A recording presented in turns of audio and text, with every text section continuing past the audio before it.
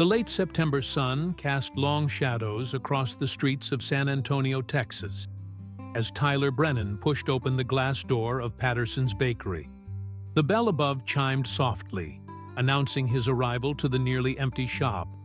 At 14 years old, Tyler had learned to make himself as invisible as possible, a survival skill honed through years in the foster care system and the last 8 months at Riverside Group Home. His stomach growled audibly as the scent of fresh bread and sugar hit him. He'd missed dinner at the shelter again, having stayed too late at the public library trying to finish his homework. The librarian, Mrs. Chen, had let him stay past closing time, but by the time he'd walked the 3 miles back to the neighborhood, the dining hall had already closed. Linda Patterson looked up from behind the counter, where she was counting the day's meager earnings. At 52, she carried the weight of 3 decades running the bakery her parents had opened in 1965. The lines around her eyes had deepened over the past year, each one a testament to sleepless nights worrying about mounting debt and declining sales. The big chain stores had moved into the area, and her loyal customer base was slowly disappearing.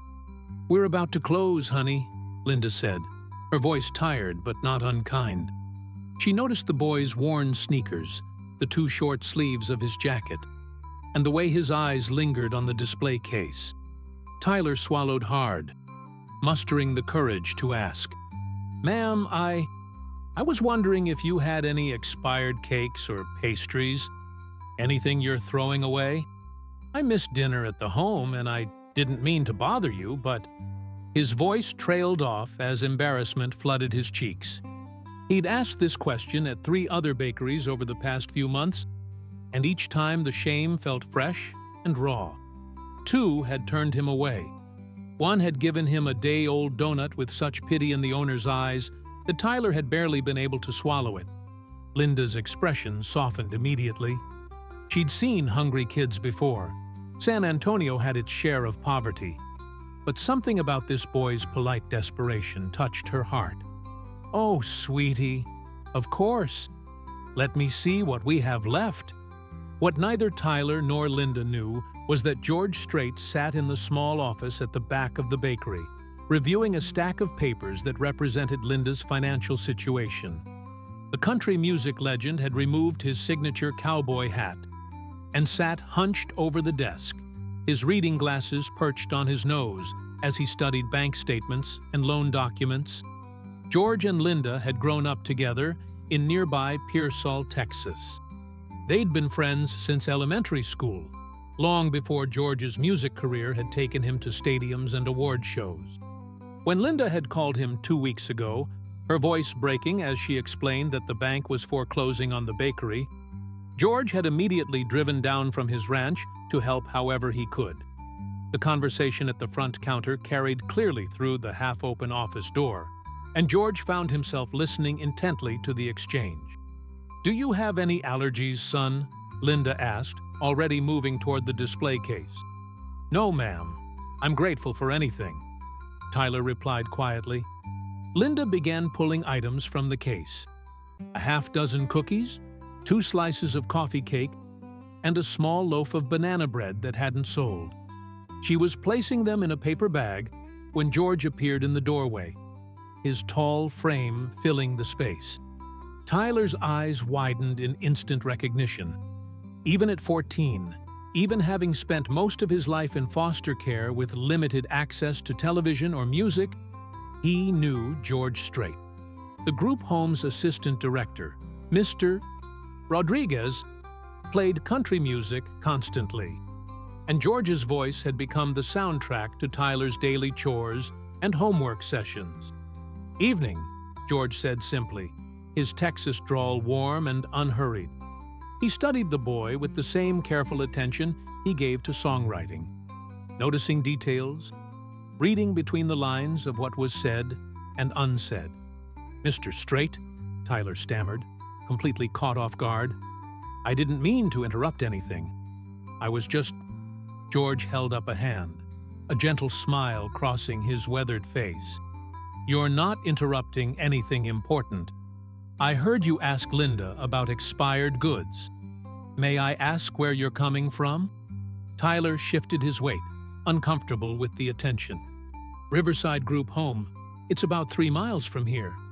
I missed dinner because I was at the library doing homework, and I thought maybe... Riverside, Linda interjected, recognition dawning on her face. That's the place on Miller Avenue, isn't it? For kids in the foster system? Tyler nodded, his gaze fixed on the floor. He'd learned that admitting he was an orphan often led to one of 2 reactions: excessive pity or subtle rejection.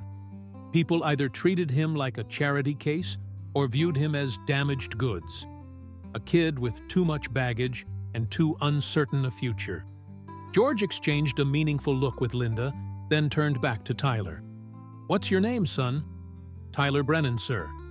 "Tyler, I'm going to ask you something, and I want you to be completely honest with me. When was the last time you had a proper meal?" The question hung in the air. Tyler's instinct was to lie, to minimize, to pretend everything was fine. That's what he'd learned to do. Never complain, never ask for too much, never give anyone a reason to give up on you. But something about George's direct gaze and Linda's kind eyes made him tell the truth. "Lunch, yesterday, at school. The breakfast at the home this morning was just cereal, and I gave mine to Kevin. He's 9 and always hungry. I had an apple from the school cafeteria around noon today, but that was it." Linda's hand flew to her chest. "Oh, honey, that's almost 30 hours without real food." George's jaw tightened slightly, though his expression remained calm. He'd been raised during hard times himself, had known what it felt like to stretch resources thin, to make do with less. But hearing this young man's matter-of-fact recitation of hunger stirred something deep in his chest. "Linda, forget the expired goods," George said decisively. "Tyler, when's the last time you had a birthday cake?" The question was so unexpected that Tyler actually laughed, a short, surprised sound. "A birthday cake? For me? Never, sir. My birthday's on January 15th. But I've never had a cake. At the foster homes, they usually just put a candle in whatever dessert they're already serving that day. At Riverside, they don't really do individual celebrations." George nodded slowly, processing this information. "Never had your own birthday cake? Not once in 14 years. "It's okay," Tyler said quickly, worried he'd said too much. "I mean, I know I'm lucky to have a roof over my head and regular meals most of the time. There are kids way worse off than me." This statement, this reflexive minimization of his own needs, struck George harder than any sad story could have. Here was a kid who'd learned to be grateful for scraps, who'd been taught that his basic needs were a privilege rather than a right. "Linda," George said, his voice taking on a tone of quiet determination, "what would it take to make Tyler the best birthday cake this bakery has ever produced?" Linda blinked in surprise. "George, it's not even his birthday." "Doesn't matter. The boys never had one. Seems to me we're about 4 months late for last January, which means we've got some catching up to do." He turned to Tyler. "What's your favorite flavor?" Tyler stood frozen, unable to process what was happening. This couldn't be real. Country music legend George Strait wasn't actually standing in a small bakery offering to buy him a custom birthday cake. He must have fallen asleep at the library. And this was some kind of weird, hunger-induced dream. I don't know, sir. I've never really thought about it." "Never thought about it because you never expected to have one," George observed gently. "All right then, let's figure it out. Do you like chocolate?" "Yes, sir." "Vanilla?" "Yes, sir." "Fruit flavors? Nuts? Caramel?" Tyler's head was spinning. "All of it sounds good, sir." "Really? You don't have to." "Tyler," George interrupted, pulling out a chair at one of the small cafe tables and gesturing for the boy to sit. "I'm going to tell you something, and I want you to remember it. There's a difference between charity and human decency. Charity makes the giver feel good about themselves. Human decency is just doing what's right, because we're all in this together. He sat down across from Tyler, and Linda quietly brought over the bag of pastries she'd prepared, along with 2 bottles of water. Tyler immediately reached for the banana bread, trying not to show how desperately hungry he was. George waited until the boy had taken several bites before continuing. "I grew up not far from here," George said. "Pearsall, Texas. My family didn't have much. My daddy worked hard, and my mama made every penny stretch further than seemed possible. I know what it's like to wonder if there'll be enough. But you know what I also know?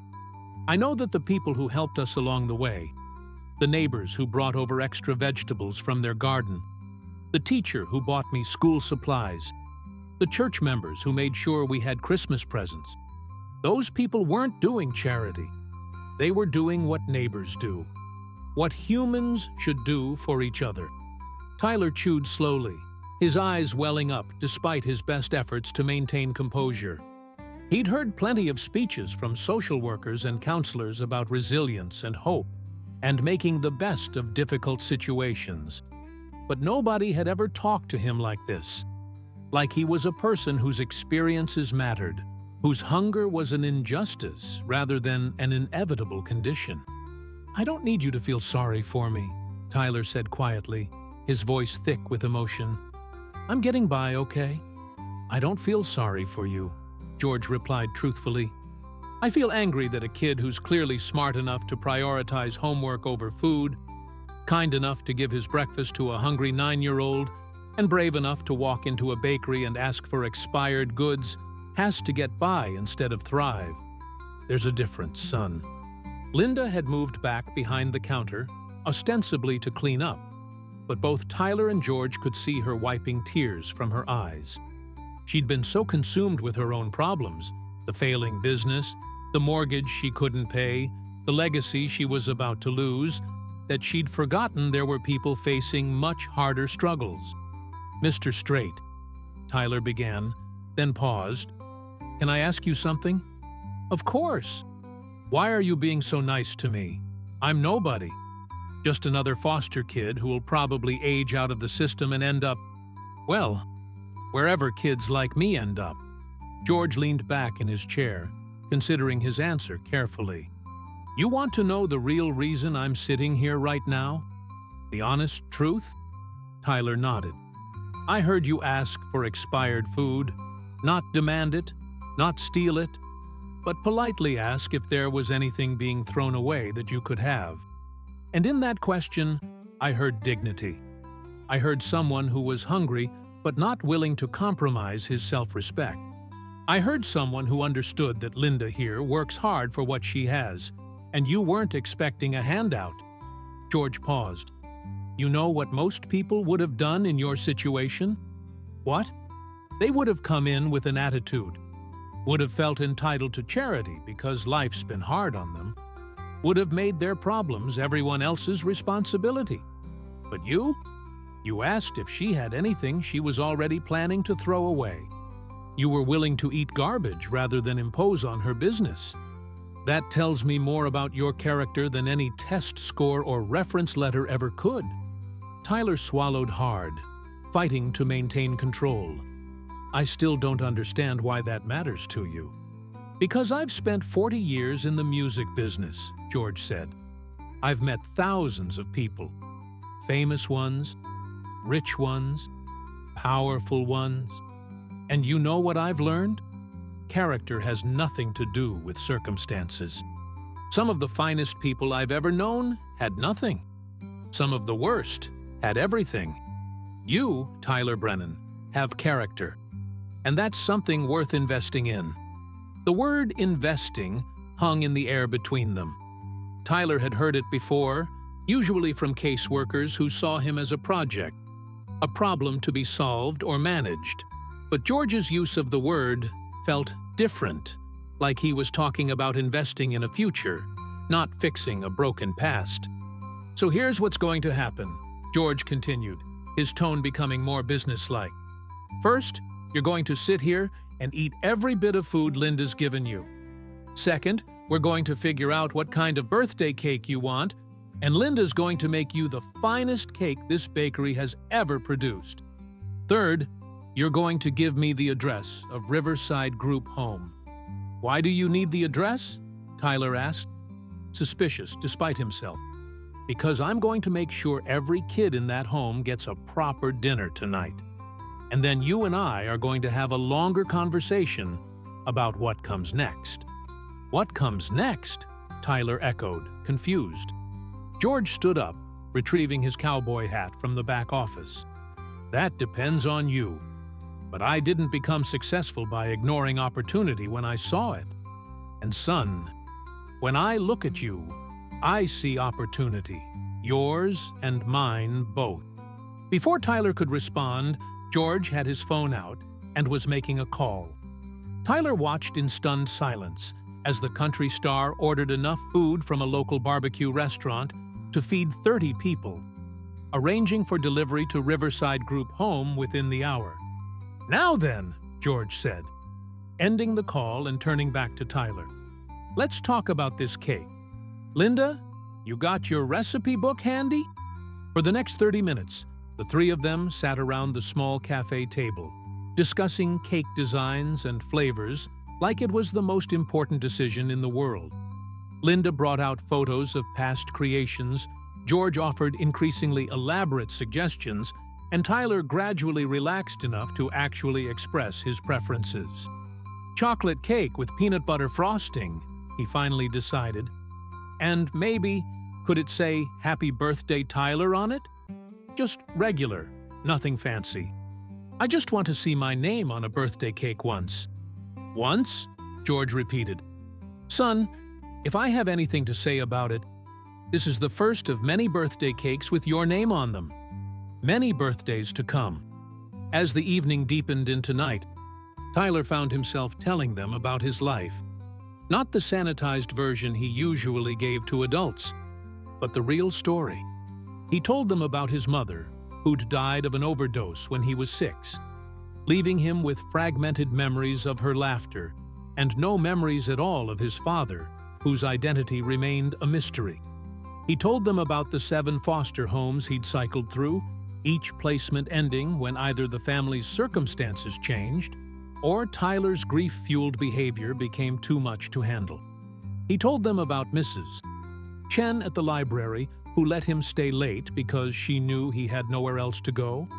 About Mr. Rodriguez at the group home, who played country music and sometimes slipped Tyler a few dollars for lunch. About Kevin, the 9-year-old boy who reminded Tyler of himself. Small, scared, and trying desperately to be brave. Linda listened with tears streaming freely down her face now, all pretense of casual interest abandoned.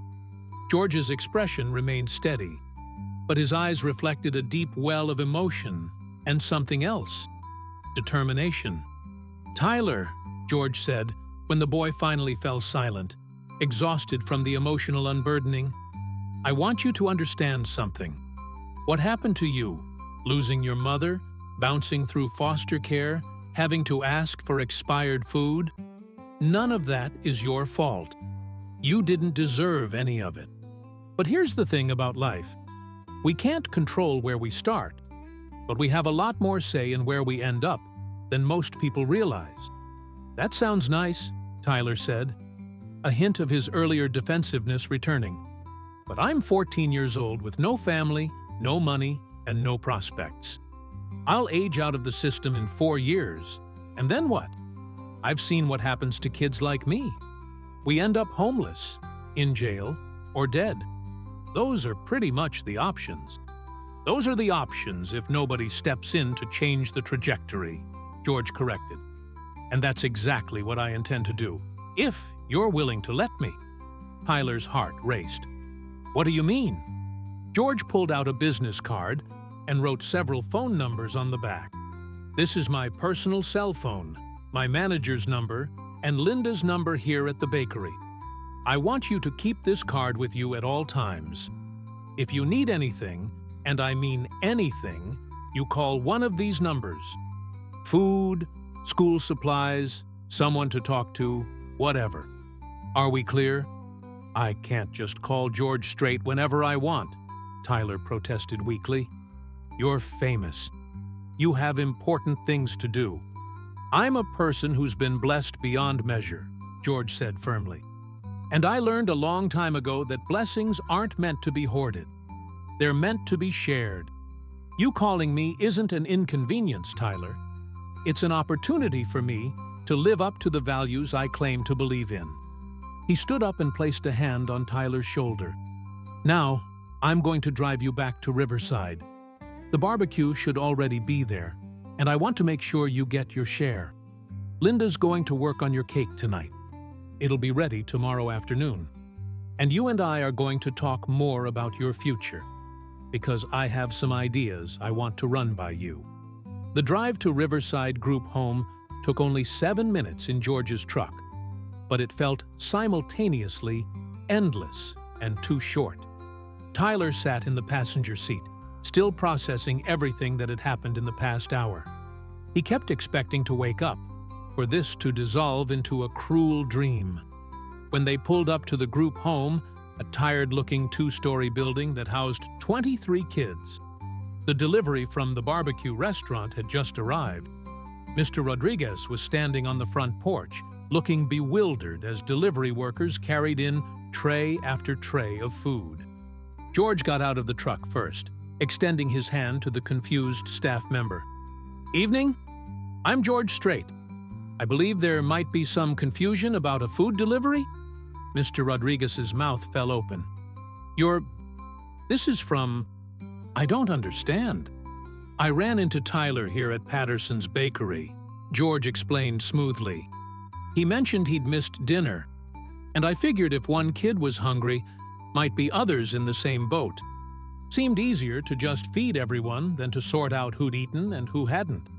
By now, other staff members and several kids had emerged from the house, drawn by the commotion. Tyler saw Kevin, the 9-year-old he'd given his breakfast to, peering around the doorframe, his eyes wide with wonder. "This is really happening?" Mr. Rodriguez asked, still stunned. "It's really happening," George confirmed. "And I'd like to come inside for a few minutes, if that's all right. I want to make sure Tyler gets something to eat, and I'd like to speak with whoever's in charge here." The next hour was surreal. George Strait sat in the dining hall of Riverside Group Home, surrounded by foster kids ranging from 6 to 17, as they devoured barbecue and asked him questions about his music, his life, and whether he was really friends with Tyler. The country star answered every question patiently, signing autographs on napkins and taking selfies with kids whose faces lit up with genuine joy. But even as he engaged with the group, George kept one eye on Tyler, watching how the boy interacted with the younger kids, making sure Kevin got plenty of food, helping 6-year-old Nadia cut her brisket, quietly encouraging 12-year-old Jackson, who was clearly intimidated by George's presence. The director of the home, Mrs. Pamela Wright, arrived halfway through the meal, having been called in from home by the staff. She was a formidable woman in her late 50s who ran the facility with efficiency and genuine care despite being chronically underfunded and understaffed. Her initial expression of stern confusion softened when George explained the situation. "Mr. Strait, this is incredibly generous, but I have to ask, what's your interest in Tyler specifically?" She kept her voice low, aware that the other children were watching. George met her gaze directly. "I met a hungry kid who asked for expired food instead of stealing or demanding fresh. That kind of character is rare, Mrs. Wright. And I've been blessed with resources I didn't earn through anything but luck and some talent. Seems to me those resources could make a real difference in Tyler's life, if you and he are willing to explore what that might look like." She treats. Wright studied him carefully, her years of experience making her cautious about adults who took sudden interest in vulnerable children. "What exactly are you proposing? Honestly, I'm not entirely sure yet, George admitted, but I'd like to stay involved. Help with school expenses, maybe provide some mentorship, be someone Tyler can call when he needs guidance. I'm not trying to replace parents or disrupt the system. I just want to make sure this kid has a fighting chance at the future he deserves. And what does Tyler want? Mrs. Wright asked, glancing over at the boy, who was currently explaining something to Kevin with animated gestures. That's exactly what I intend to find out, George replied. With your permission and his consent, of course.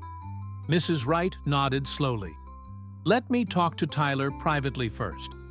If he's comfortable with this, and if your lawyer can draw up appropriate documentation, already planning on it, George interrupted gently. I'll have my attorney contact you tomorrow. Everything will be proper and legal. I've got people who handle this kind of thing for my charitable foundation. This won't be informal or uncertain. After the meal ended, and the other children had reluctantly gone to their rooms, Tyler found himself sitting in Mrs. Wright's office with her and George. The director looked at him with kind but serious eyes. Tyler, Mr. Strait has expressed interest in becoming a mentor to you, providing financial support and guidance. This is your decision entirely. You can say no, and nothing will change. But if you're interested, I need to know you understand what this means. Tyler looked between them, his mind racing. What does it mean? It means responsibility, Mrs. Wright said. It means showing up to school, to meetings with Mr. Strait, to any opportunities he provides. It means not taking advantage of his generosity or viewing it as a blank check. It means working hard and proving that his investment in you is worthwhile. It also means taking a risk, George added. Letting someone in, trusting that I'm not going to disappear when things get hard or complicated. I won't lie to you, Tyler. I'm offering to be involved in your life, but I can't promise to be perfect at it. I'll make mistakes, but I can promise that I'm committed to seeing this through. Tyler felt the weight of the decision pressing down on him. Every instinct told him to protect himself, to reject this offer before he could get hurt. People always left eventually. That was the one constant in his life. But another part of him, the part that had walked 3 miles to the library every day to do homework, the part that gave breakfast to hungry kids even when he was hungry himself, the part that had asked for expired food instead of stealing. That part knew this was a chance he couldn't walk away from. Okay, he said quietly. I want to try. George smiled, a genuine, warm expression that reached his eyes. Then we'll figure this out together. One step at a time. As George prepared to leave, he pulled Tyler aside one more time. Tomorrow after school, come by the bakery. Your cake will be ready, and you and me and Linda are going to celebrate properly. And Tyler, bring Kevin if he wants to come. Any kid who's special enough for you to give up breakfast for is someone I want to meet. That night, Tyler lay in his narrow bed at Riverside, the business card with George's number tucked safely in his wallet. For the first time in years, he let himself feel something he'd almost forgotten. Hope. Not the desperate, grasping hope that characterized most of his wishes, but something steadier. A quiet belief that maybe, just maybe, things could actually get better. 3 miles away, George sat in Linda's bakery office, helping her create a business plan to save her failing shop. But his mind kept drifting to the teenage boy with haunted eyes and unshakable dignity. He'd made his career by trusting his instincts about which songs to record, which shows to play, which collaborations to pursue. And his instincts were telling him that meeting Tyler Brennan tonight was no accident. It was an opportunity to do something that mattered more than any award or album sale. You're really going to do this? Linda asked, watching her old friend scribble notes about scholarship funds and mentorship programs. "I'm really going to do this," George confirmed. "That kid reminded me of something I'd forgotten, that the best use of success isn't accumulating more of it. It's pulling someone else up the ladder with you." Linda smiled, feeling her own burden lighten slightly. "Your mama would be proud." "My mama would say I'm about 8 hours late getting started," George replied with a chuckle. "But better late than never, right?" As midnight approached, 3 people in different locations shared the same cautious optimism. Tyler in his group home bed, George in his truck driving back to his ranch, and Linda in her bakery kitchen, beginning work on a chocolate cake with peanut butter frosting that would bear a 14-year-old boy's name for the very first time. None of them knew exactly what the future would hold, but they all understood that something significant had shifted that evening. A connection had been made, a commitment had been spoken, and a young life had been given a chance at a different trajectory. The expired cake Tyler had asked for would never be made. Instead, the finest birthday cake Patterson's Bakery had ever produced was taking shape, one carefully measured ingredient at a time. Just like the fragile new relationship between a country music legend and an orphaned boy who'd never had a birthday cake to call his own. The September afternoon sun streamed through the windows of Patterson's Bakery as Tyler pushed open the door at 3:15, his backpack slung over one shoulder and Kevin bouncing excitedly beside him. The 9-year-old hadn't stopped talking since Tyler had picked him up from the elementary school 3 blocks away from their group home. "Is Mr. Strait really going to be there?" Kevin asked for the 7th time. "And there's really a cake with your name on it?" "That's what he said," Tyler replied, trying to keep his own emotions in check. He'd barely slept the night before. Part of him still convinced this whole thing would turn out to be a misunderstanding or a dream. Even after Mrs. Wright had confirmed that morning that George's lawyer had already called to begin arranging the mentorship paperwork, Tyler couldn't quite believe it was real. The bell above the door chimed, and Linda looked up from the counter with a bright smile. "There they are! Tyler, Kevin, come on in. We've been waiting for you." The bakery looked different than it had the night before. Linda had strung up simple birthday decorations, blue and silver streamers, a banner reading "Happy Birthday, Tyler" in hand-painted letters. Several of the small cafe tables had been pushed together to create one larger surface, covered with a cheerful tablecloth Tyler recognized from church fellowship halls and community center parties. And there, in the center of the table, sat the most beautiful cake Tyler had ever seen. It was a 2-layer masterpiece, rich chocolate with swirls of peanut butter frosting creating an elegant pattern across the top and sides. Fresh flowers, real ones, not the plastic kind, had been arranged around the base. And there, written in perfect script across the top, were the words, "Happy Birthday, Tyler Brennan." Tyler froze in the doorway, his throat tightening.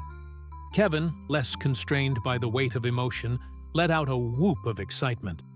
"That's the coolest cake I've ever seen." "Tyler, look at it! It's got your whole name and everything!" George emerged from the back office wearing jeans and a work shirt, his cowboy hat resting on one of the chairs. He grinned at Tyler's stunned expression. "Linda outdid herself, didn't she?" "It's..." Tyler couldn't find words. "It's perfect." "Well, you deserve perfect," Linda said, coming around the counter to give Tyler an unexpected hug. "Now get over here so we can light these candles. I made sure to put 15 on there, 1 for this year and 1 extra for good luck." As Tyler moved toward the table like someone in a trance, he noticed that the bakery wasn't empty. Mr. Rodriguez sat at one of the side tables, his ever-present thermos of coffee beside him, and a warm smile on his face. Mrs. Wright was there too, having closed her office early to attend. And standing near the window, looking slightly uncomfortable but genuinely happy, was Mrs. Chen from the library, her reading glasses perched on top of her gray hair. "You invited everyone," Tyler whispered to George. Well, Kevin told me about Mrs. Chen when I called the home today to coordinate timing, George explained, and it seemed right to have Mr. Rodriguez and Mrs. Wright here.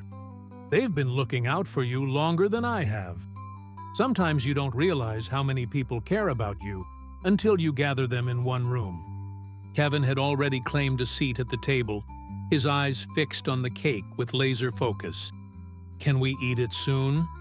It looks so good. In a minute, Linda laughed. First, we do this properly. Tyler, sit here at the head of the table. Tyler sat, feeling self-conscious as everyone gathered around. Linda brought out the candles, 15 simple white tapers that she carefully positioned across the cake's surface. As she lit them one by one, the golden glow reflected off the frosting, creating a moment so picturesque that Tyler had to blink back tears. "All right, everyone," George said, his voice warm. "On three. 1, 2, 3. Happy birthday to you," they sang in a slightly off-key but entirely sincere chorus. "Happy birthday to you. Happy birthday, dear Tyler. Happy birthday to you." Tyler sat motionless, watching the candle flames dance, listening to these people, his people, he realized with shock, sing to him like this was the most natural thing in the world. When the song ended, everyone clapped, and Kevin bounced in his seat with excitement. "Make a wish," the 9-year-old demanded. "You have to make a really good wish." Tyler closed his eyes, thinking about everything that had happened in the past 24 hours. What did he wish for? More days like this? To never feel hungry or forgotten again? For Kevin and all the other kids at Riverside to have their own special moments? In the end, his wish was simple. Let this be real. Let it last. He blew out all 15 candles in one breath, and the room erupted in cheers. Linda immediately began cutting generous slices while George poured lemonade into plastic cups decorated with stars. "This is definitely the best birthday party I've ever been to," Kevin declared through a mouthful of cake, "even though it's not my birthday. Maybe we'll have to do one for you too when January rolls around," George said, making the young boy's eyes go wide with disbelief. "Really? You mean it?" "If Tyler doesn't mind sharing his birthday cake tradition," George replied, glancing at Tyler with a question in his eyes. Tyler felt a surge of affection for the younger boy. "I don't mind at all. Kevin's birthday is January 12th, just 3 days before mine. We could do them together." "Then it's settled," Linda said decisively. "January 12th, we'll celebrate Kevin. January 15th, we'll celebrate Tyler. 2 cakes, 2 parties." Mrs. Chen dabbed at her eyes with a tissue. "This is what community should look like. People showing up for each other." "That's exactly right," George agreed. He'd been watching Tyler carefully throughout the celebration, noting how the boy's initial shock was slowly giving way to something that looked almost like peace. "Tyler, can I talk to you for a minute?" "Just outside?" They stepped out onto the sidewalk in front of the bakery, leaving the others to their cake and conversation. The late afternoon air was warm, typical for San Antonio in September. A few cars passed by, and somewhere down the street, children were playing in a park. "How are you really doing?" George asked. "This isn't too much, is it?" Tyler shook his head. "It's not too much. It's just different. I'm not used to people making a fuss about me." "Get used to it," George said with a slight smile, "because I'm planning to make a habit of it. But listen, I wanted to talk to you about something before things get too far along. I want to be clear about my intentions and make sure we're on the same page." Tyler tensed slightly, familiar worry creeping in. This was usually when adults explained all the conditions and expectations, when the generosity revealed itself to be transactional. George seemed to sense his apprehension. "I'm not about to tell you there are strings attached or conditions you have to meet. What I want to explain is what I'm offering and why." He leaned against the bakery's brick wall, choosing his words carefully. "I've been thinking about this all night and all day. I could just write checks, pay for things you need, set up a college fund, handle expenses. That would be the easy way. But that's not what I think you need most." "What do I need most?" Tyler asked quietly. "You need someone who shows up," George said simply. "Not just when it's convenient, or when there's a photographer around. Someone who's there for the boring Tuesday afternoons, and the difficult conversations, and the times when life gets messy. You need consistency, reliability, and someone who sees your potential even when you can't see it yourself." Tyler felt his chest tighten with emotion. "And you think you can be that person? You're George Strait. You're busy and famous and I'm also a father and a grandfather." George interrupted gently. "My kids are grown now. My grandkids have everything they need. I've built a career, made more money than I know what to do with, and received more awards than I have wall space to display them. You know what I don't have? Purpose beyond performing." He paused, looking directly at Tyler. "Meeting you reminded me that success isn't about what you accumulate. It's about what you contribute. I want to contribute to your life, Tyler. I want to help you become whoever you're meant to be. And I think maybe you can help me remember what really matters." "I don't understand how I could help you with anything," Tyler said honestly. "You have everything." "Do I?" George challenged. "I have stuff, sure. But you? You have something I've been in danger of losing: perspective. You know what it means to be hungry, to ask for help, to fight for every opportunity. Those experiences, hard as they've been, have given you wisdom that most people never develop. That's valuable, son. And I'd be honored if you'd let me learn from it, while I try to help you build a different future." They stood in silence for a moment, the weight of George's words settling over them like a warm blanket. Finally, Tyler spoke. "My caseworker, Ms. Bennett, she always says that foster kids have to be careful about getting attached to people, that we should protect ourselves, because most relationships are temporary." He looked up at George. "Are you temporary?" George met his gaze without flinching. "I can't promise I'll be perfect. I'll probably mess up sometimes, say the wrong thing, miss a call because I'm on stage somewhere. But temporary? No. I'm not signing up for a month or a year.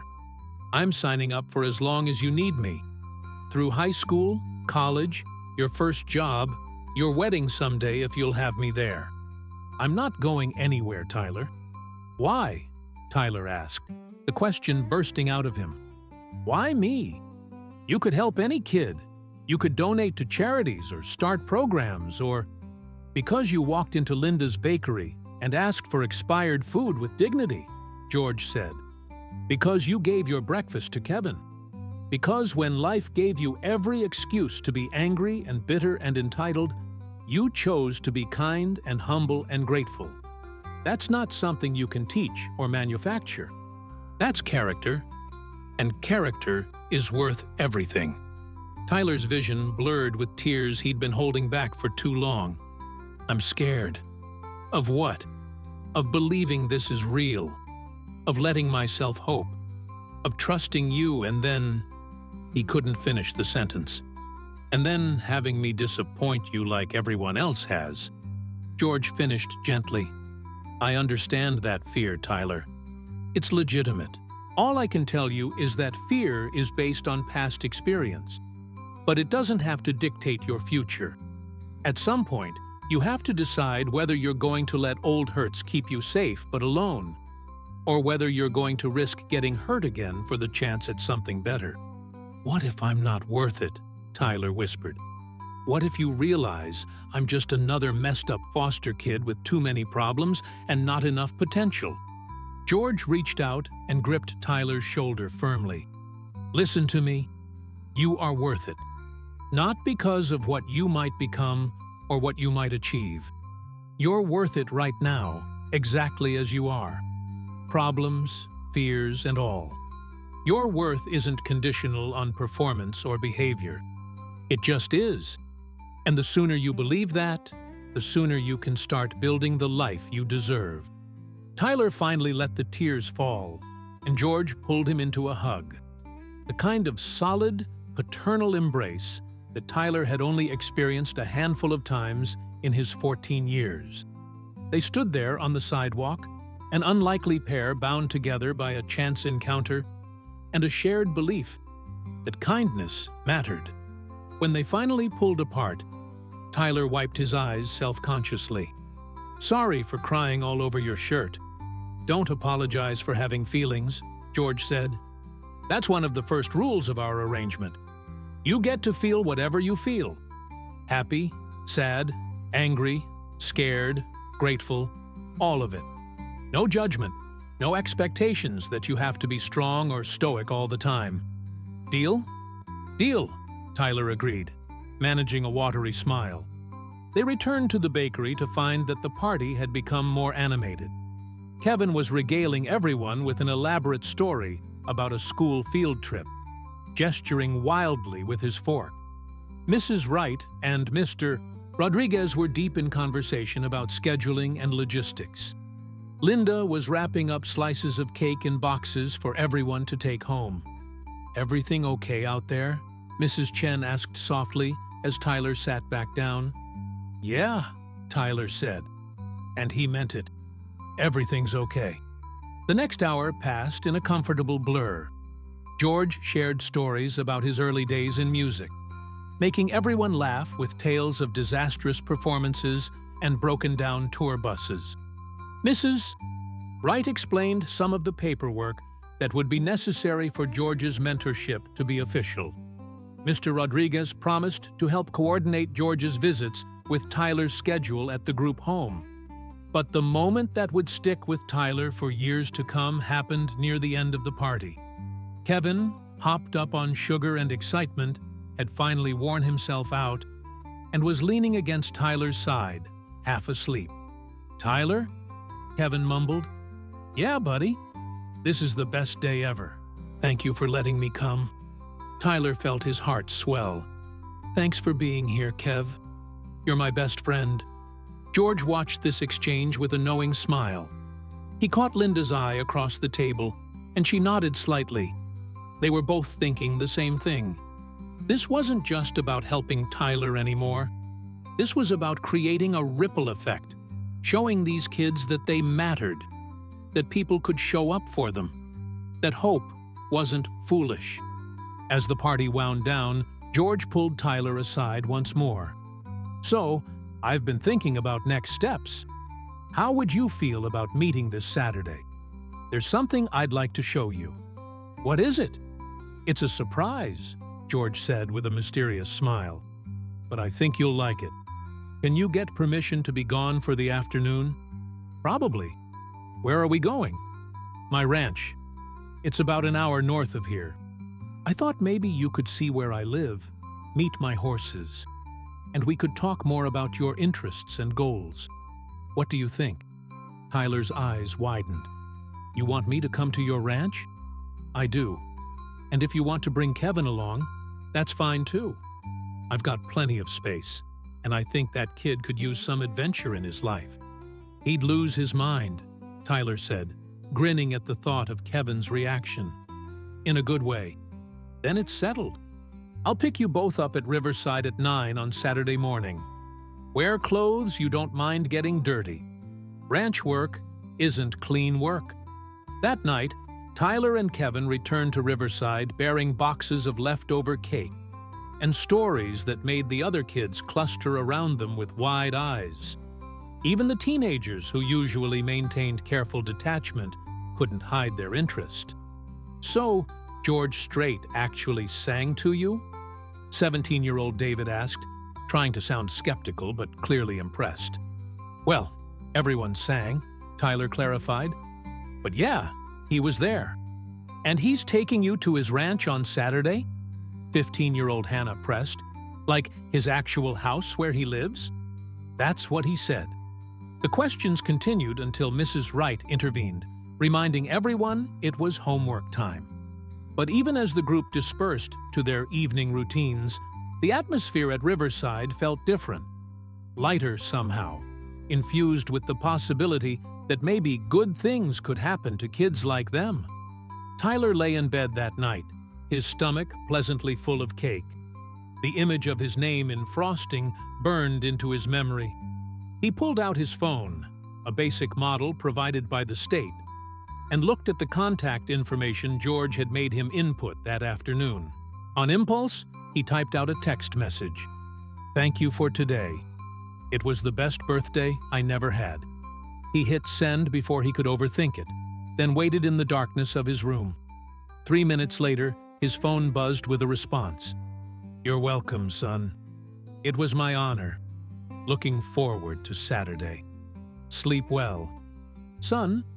George had called him son. Tyler read the message 3 more times before finally setting his phone aside. As he drifted toward sleep, he thought about George's question from earlier. Was he going to let fear keep him safe but alone, or risk getting hurt for the chance at something better? For the first time in his life, Tyler chose risk. He chose hope. He chose to believe that maybe, just maybe, this was the beginning of something that would last.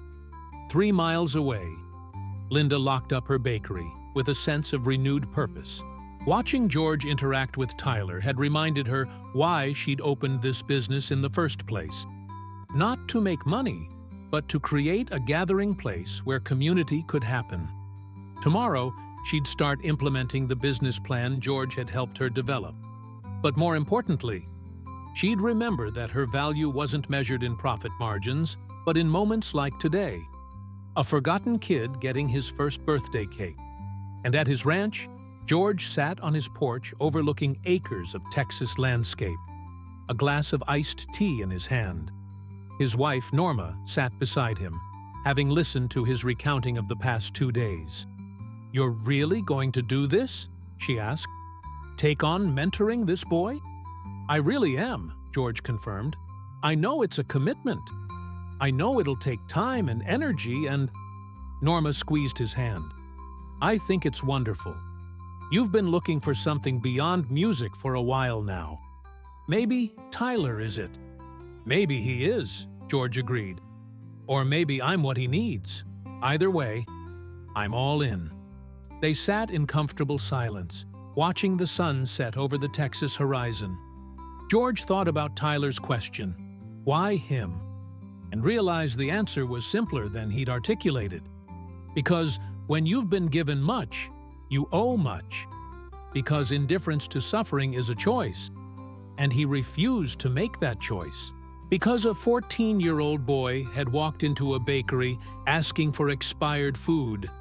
And in that moment, George had seen his own past and Tyler's future colliding in a way that demanded action. Tomorrow would bring new challenges. The lawyers would call. The paperwork would begin. And George would start figuring out how to balance his career with this new commitment. But tonight, he allowed himself to simply be grateful for the chance to make a difference in one young life. As stars began to appear in the darkening sky, George smiled. He'd sung thousands of songs about life, love, and second chances. But tomorrow, he'd start writing a different kind of story. One where the melody was mentorship, the harmony was hope, and the chorus was the sound of a teenage boy learning that he mattered. The expired cake that had never been made had transformed into something far more valuable. A foundation of trust, the beginning of family, and the first chapter in a story that neither Tyler nor George could have written alone, but together might turn into something beautiful. Saturday morning arrived with clear skies and the promise of Texas heat building even at 9 a.m. Tyler and Kevin stood outside Riverside Group home, both dressed in their oldest jeans and t-shirts, as George had instructed. Kevin bounced on his toes with barely contained excitement, while Tyler tried to project an outward calm, that didn't match his internal nervousness. Mrs. Wright watched from the doorway, having signed all the necessary permission forms the day before. "You boys behave yourselves, you hear me? Mind your manners, and remember that Mr. Strait is doing you a kindness." "Yes, ma'am," they chorused, just as a silver pickup truck pulled up to the curb. George climbed out, wearing worn work boots, faded jeans, and a chambray shirt with the sleeves rolled up. His cowboy hat was the same one Tyler had seen at the bakery, now looking perfectly at home above George's weathered face. This wasn't George Strait, the country music superstar. This was George Strait the rancher, ready for a day of honest work. "Morning," he called out cheerfully. "You boys ready for some fresh air and hard work?" "Yes, sir," Kevin practically shouted, already running toward the truck. The drive north took them out of San Antonio's urban sprawl and into the rolling countryside of Texas Hill Country. George kept up a steady stream of conversation, pointing out landmarks and telling stories about the area's history. Kevin peppered him with questions about everything from horses to music to whether famous people had different kinds of bathrooms than regular people. Tyler sat quietly in the back seat, watching the landscape change from concrete and strip malls to open fields and scattered oak trees.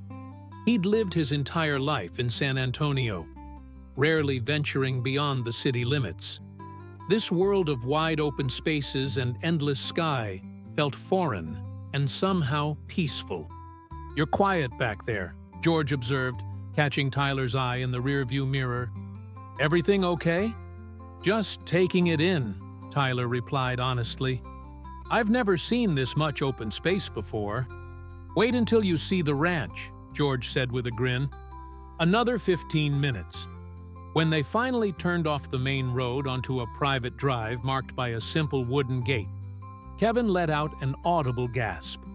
The property stretched out in all directions: pastures where horses grazed, a large barn painted classic red, several smaller outbuildings, and in the distance, a sprawling ranch house that managed to be impressive without being ostentatious. "You live here?" Kevin breathed. "Like, this is all yours?" "This is home," George confirmed, pulling up to the house. "Been building it up for 20 years now. It's my favorite place on earth."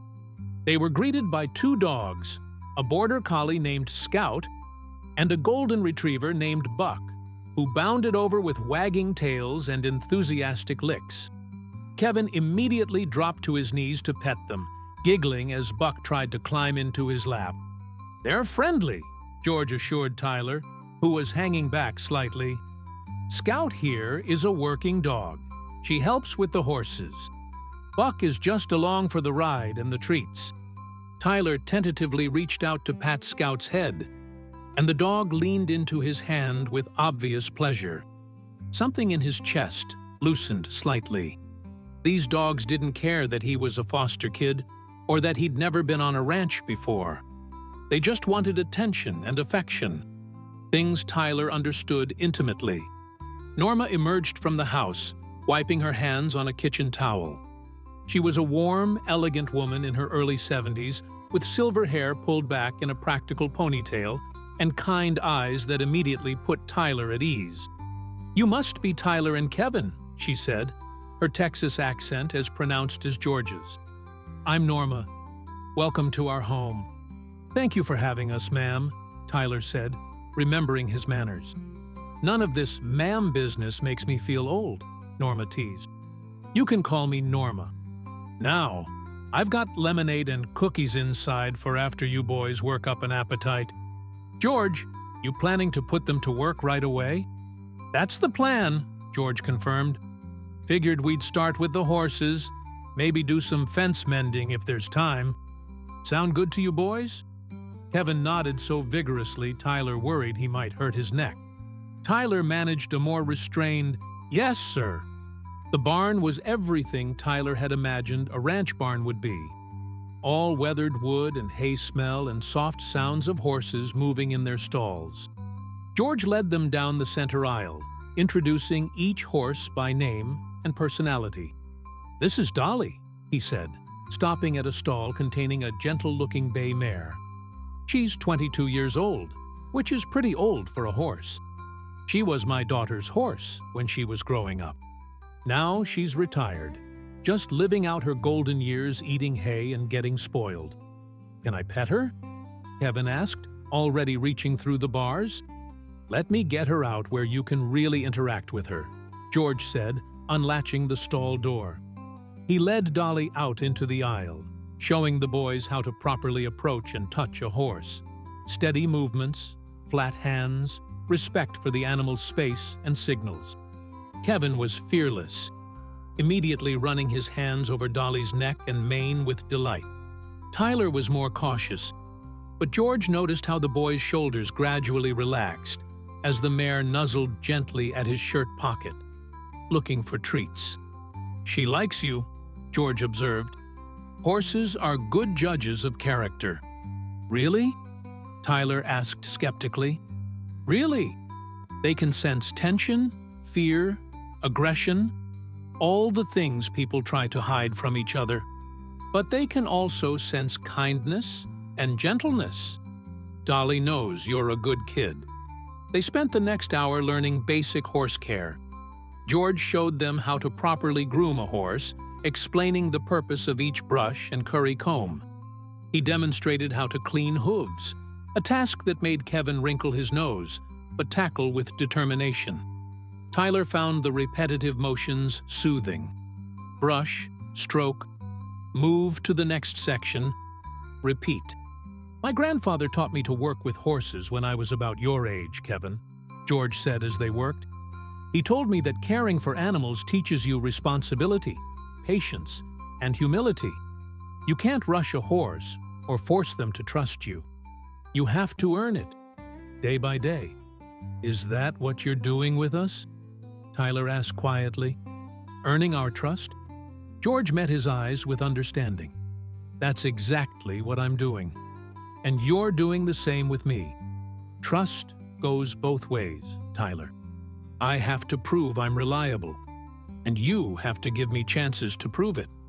After the grooming lesson, George led them to a paddock where a younger horse, a spirited paint named Cisco, was waiting. "This guy needs exercise. Who wants to help me lunge him?" "What's lunging?" Kevin asked. "It's when you work a horse in a circle on a long line. Helps them burn energy and teaches them commands. Watch." For the next 20 minutes, George demonstrated, then let Tyler try.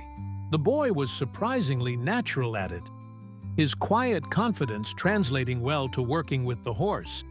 When it was Kevin's turn, he was less coordinated but enthusiastic, making George laugh with his running commentary. "Go, Cisco! You're doing great! Look how fast you're going! Tyler, did you see that?" By the time they finished with the horses, both boys were sweaty and covered in dust. George led them to an outdoor spigot where they could wash their hands and faces, then toward the house for the promised lemonade and cookies. The ranch house interior was comfortable without being pretentious. Leather furniture worn soft with use, family photos covering the walls, books stacked on every available surface. Norma had set out a spread on the kitchen table that went well beyond lemonade and cookies. There were sandwiches, fresh fruit, chips, and homemade chocolate chip cookies that were still warm. "I figured growing boys would need more than a snack," she explained. "Dig in." Kevin needed no further encouragement, but Tyler hesitated. "This is too much trouble, Norma. It's no trouble when it's for people we care about," Norma said gently. "George has told me about you, Tyler, about how mature and responsible you are. It's our pleasure to have you here." Over lunch, the conversation flowed easily. George shared stories about his children growing up on the ranch, the misadventures they'd gotten into, the lessons they'd learned. Norma asked thoughtful questions about Tyler and Kevin's interests and school, making them feel heard rather than interrogated. "Tyler's really smart," Kevin volunteered through a mouthful of sandwich. He helps me with my homework all the time. And he reads all these big books from the library. What kind of books? George asked with genuine interest. Tyler shrugged, embarrassed by the attention. Everything, I guess. History, biographies, some novels. Mrs. Chen lets me check out as many as I want. Do you have a favorite subject? Norma pressed. American history, maybe. I like reading about people who overcame difficult circumstances and did something important with their lives. George and Norma exchanged a meaningful glance. That tells me a lot about you, George said. You're looking for road maps, examples of how to build a life when the starting conditions aren't ideal. Tyler felt exposed, but also understood. I guess so. It helps to know other people have figured it out. After lunch, George took them on a tour of the property in his ATV. They bounced across pastures, George pointing out property boundaries and explaining the basics of ranch management. He showed them a pond where they'd stocked fish, a grove of pecan trees that had been there for over 100 years, and a small chapel his father had built decades ago.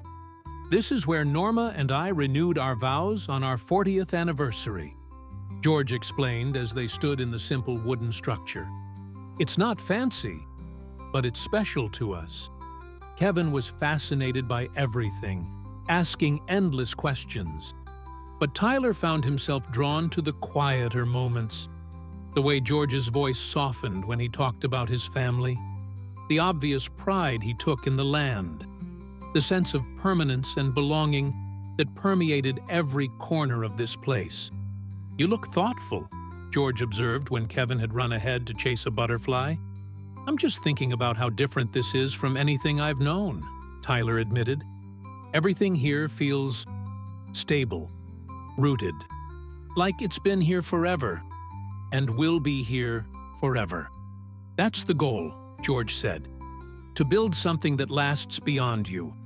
Legacy isn't about fame or money. It's about creating something solid that future generations can build on. Is that what you're trying to do with me? Tyler asked. Create some kind of legacy? I'm trying to help you create your own legacy, George corrected.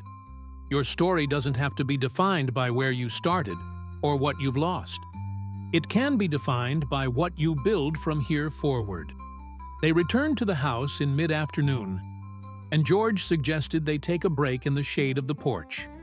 Norma brought out more lemonade and a bowl of grapes, and they settled into comfortable rocking chairs while Kevin played with the dogs on the lawn. Tyler, I want to talk to you about something practical, George began. I've been thinking about how I can best support you, and I'd like to hear your thoughts. Tyler tensed slightly. Here it came. The expectations, the conditions, the strings attached. Relax, George said with a knowing smile.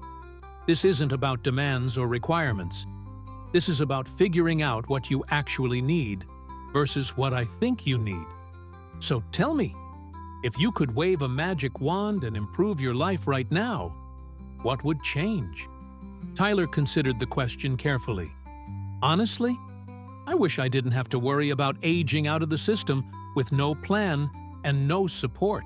I wish I could focus on school without stressing about where I'll live or how I'll eat. I wish Kevin and the other kids at Riverside had more opportunities and less fear about their futures. Those are all valid concerns, George acknowledged. Let's talk about each one. First, the aging out issue. You've got 4 years until you're 18. What's your plan for after high school? I want to go to college, Tyler said immediately. I know it sounds crazy. Kids like me don't usually do that. But I think it's my best shot at building a real life. I've been researching scholarships and programs for foster youth. There are some options, but they're competitive. What do you want to study? I'm not sure yet. Maybe social work or education. Something where I can help other kids who've been through what I've been through. George nodded approvingly. That's a worthy goal. Here's what I'm thinking, and you tell me if this works for you. I want to set up a college fund in your name. Not a small one that covers a year or two, but one that will get you through a 4-year degree at a good university, including living expenses. That takes the financial stress off the table, so you can focus on grades and applications. Tyler's mouth fell open. I can't let you do that. It's too much. It's not too much if it changes the trajectory of your life, George countered. And here's the thing. I'm not doing this because I expect you to become someone famous or pay me back someday. I'm doing it because you deserve the same opportunities as kids who were born into families with resources. This levels the playing field. But what if I fail? What if I mess up or don't live up to— Tyler, stop. George interrupted gently. Listen to me. This isn't conditional on perfection. You're 14 years old. You're going to make mistakes. You might struggle with classes, or change your major 3 times, or decide college isn't right for you after all. None of that changes my commitment. This is about giving you options and security, not creating pressure. Tyler felt tears building again. Why are you so nice to me? Because someone was nice to me once, George said simply. When I was starting out in music, broke and uncertain, people helped me. They believed in me before I had any reason to believe in myself. I've never forgotten that. And I've never stopped being grateful. Helping you isn't charity, Tyler. It's paying forward what was given to me. They sat in silence for a moment, watching Kevin roll around on the grass with Buck and Scout. Finally, Tyler spoke. Okay, if you're really sure, then thank you. I promise I'll work hard and make the most of it. I know you will, George said. Now, let's talk about your second concern, the stress about daily life. How are things at Riverside? Are you getting enough food, adequate study time, safe sleeping conditions? Tyler hesitated, loyal to Mrs. Wright and the staff who did their best with limited resources. It's fine. Mrs. Wright does everything she can. It's just that there are so many kids and not enough funding. Sometimes the meals are pretty basic, and the homework space gets crowded and loud. But it's not terrible. But it's not great either, George observed. What if we could improve conditions there? Not just for you, but for all the kids. What do you mean? I mean, I've been thinking about making a substantial donation to Riverside. Enough to hire another staff member, improve the food budget, maybe create a proper study room with computers and supplies. Would that help? Tyler stared at him. You'd do that? For kids you've never met? I've met you and Kevin. That's enough to tell me the place is full of kids worth investing in. And honestly, systemic change matters more than individual rescue. If I can make Riverside a better place, that helps dozens of kids over many years. That would be incredible, Tyler breathed.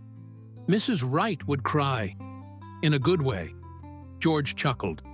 Then we'll make it happen. I'll have my foundation people reach out to her next week to discuss specifics. The afternoon wore on, filled with more stories, more laughter, and more moments of connection. George taught them basic rope work, showing them how to tie knots that would hold under pressure.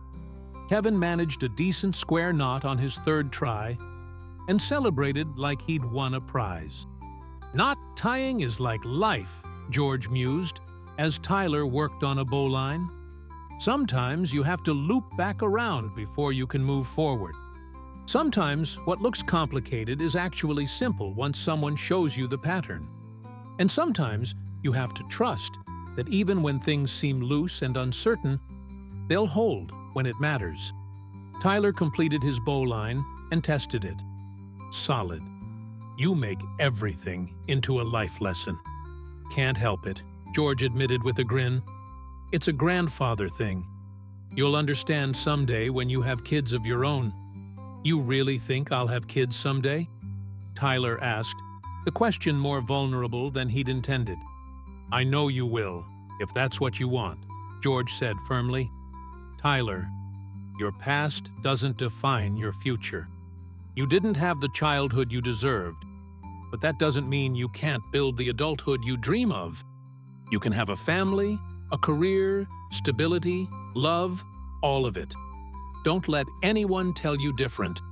As the sun began its descent toward the horizon, painting the Texas sky in shades of orange and pink, Norma called them in for an early dinner. She'd prepared a feast: barbecue brisket that George had smoked overnight, homemade coleslaw, baked beans, cornbread, and peach cobbler for dessert. "This is the best food I've ever eaten," Kevin declared, his face smeared with barbecue sauce. "Tyler, isn't this the best food ever?" "It's really good," Tyler agreed, savoring every bite and trying not to think about the basic casseroles and overcooked vegetables that usually comprised dinner at Riverside. Over the meal, George and Norma talked about their life together, how they'd met in high school, weathered George's uncertain early years in music, raised their children while George was often on the road, and built this ranch as their haven. Their love for each other was evident in every gentle tease and knowing glance. Tyler watched them with a mixture of longing and hope. This was what family looked like: comfortable, affectionate, stable. Could he ever have this? Could someone from his background really build something this solid? "You're doing it again," George observed. "Overthinking." "Sorry, I'm just—" Tyler struggled to articulate what he was feeling. "You're wondering if you can have this someday," Norma said perceptively. "A home, a partner, a sense of belonging." Tyler nodded mutely. "You can," she said with absolute certainty. "But Tyler, it starts with believing you deserve it. That's the hard part for people who've been through trauma. Learning to believe you're worthy of good things." "I'm working on it," Tyler said quietly. "That's all anyone can ask," Norma replied warmly. As dusk settled over the ranch, George drove them back to San Antonio. Kevin fell asleep within 10 minutes, his head lolling against the window. Tyler stayed awake, watching the landscape blur past and processing everything that had happened. "Today was perfect," he said suddenly. "Thank you for inviting us." "It was my pleasure," George replied.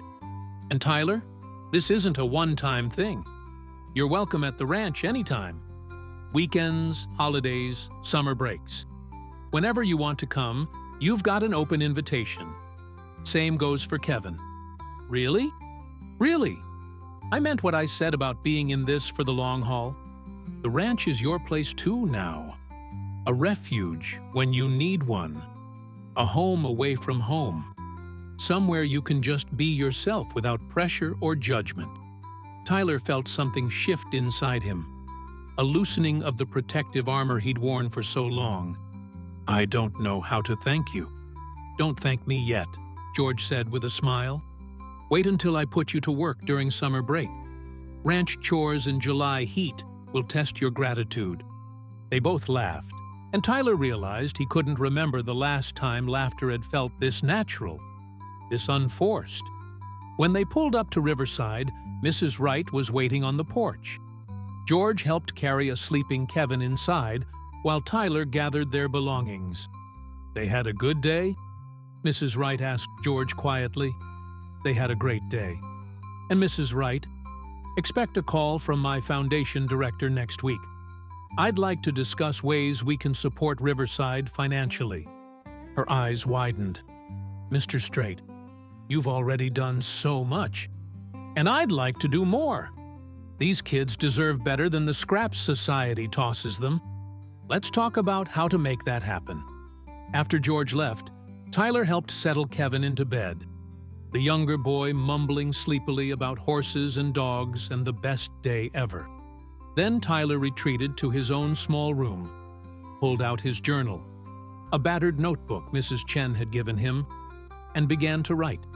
"Today, I went to George Strait's ranch. I met his wife, Norma. I learned about horses and knots and what a real home looks like. He told me I can go to college.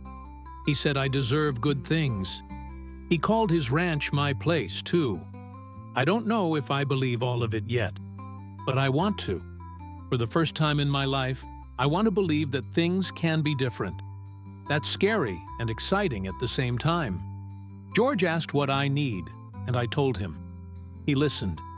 He didn't try to fix everything himself or make promises he can't keep. He just listened and then offered specific help. That feels real in a way nothing else has. Kevin fell asleep in the truck on the way home. He looked so peaceful and happy. I want him to have more days like today. I want all the kids here to know that someone cares, that we're not forgotten. Maybe that's what George is teaching me, that caring isn't just a feeling. It's action. It's showing up. It's consistent presence even when things are hard or inconvenient. I'm still scared. Scared of trusting too much. Scared of losing this. Scared of not being good enough. But I'm going to try anyway. Because George is right. Fear based on the past doesn't have to control the future. Tyler closed his journal and got ready for bed. As he lay in the darkness, his phone buzzed with a text from George. Thanks for a great day. You and Kevin are naturals with horses. Same time next Saturday, if you're free. Tyler smiled and typed back, We're free. Thank you for everything. Sleep well, son. Talk tomorrow. There it was again. Son. The word that wasn't legally true but felt true in every way that mattered. Tyler fell asleep thinking about horses and pecan trees and the possibility that maybe, just maybe, he'd found what he'd been searching for all along. A place to belong.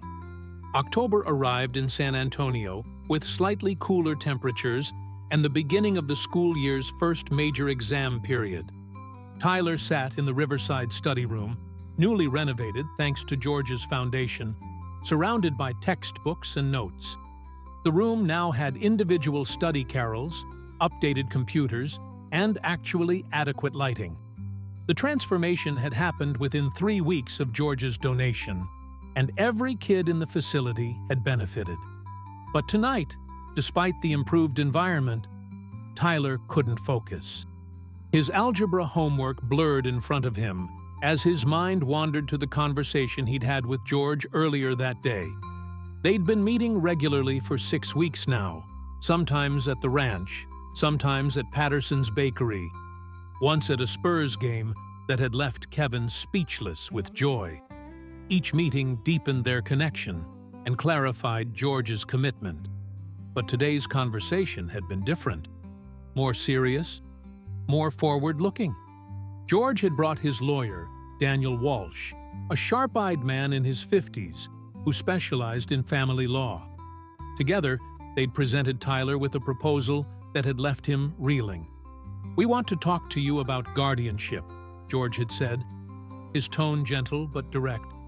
"Legal guardianship, where I would have official authority to make decisions about your education, health care, and welfare."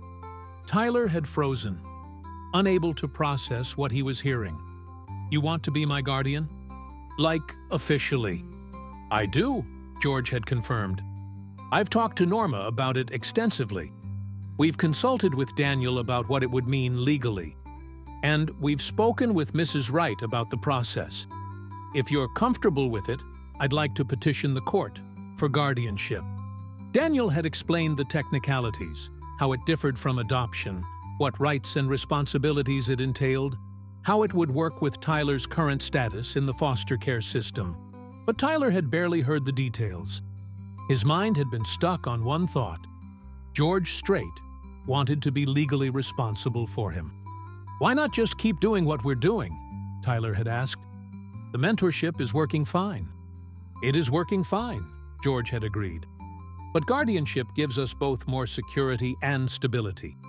It means I can make medical decisions if you're sick. It means I can sign school forms and attend parent-teacher conferences. It means if something happens to me, there are legal protections in place for you. Most importantly, it's a statement. To you, to the world, to the system, that you're not alone. You're part of my family." Tyler had asked for time to think about it, and George had immediately agreed. No pressure, no timeline, just an open invitation to consider the possibility. Now, sitting in the study room with his algebra book, Tyler tried to sort through his emotions. Fear warred with hope. Skepticism battled trust. The kid who'd learned never to depend on anyone fought with the teenager who desperately wanted to belong somewhere. A knock on the study Carol divider interrupted his thoughts.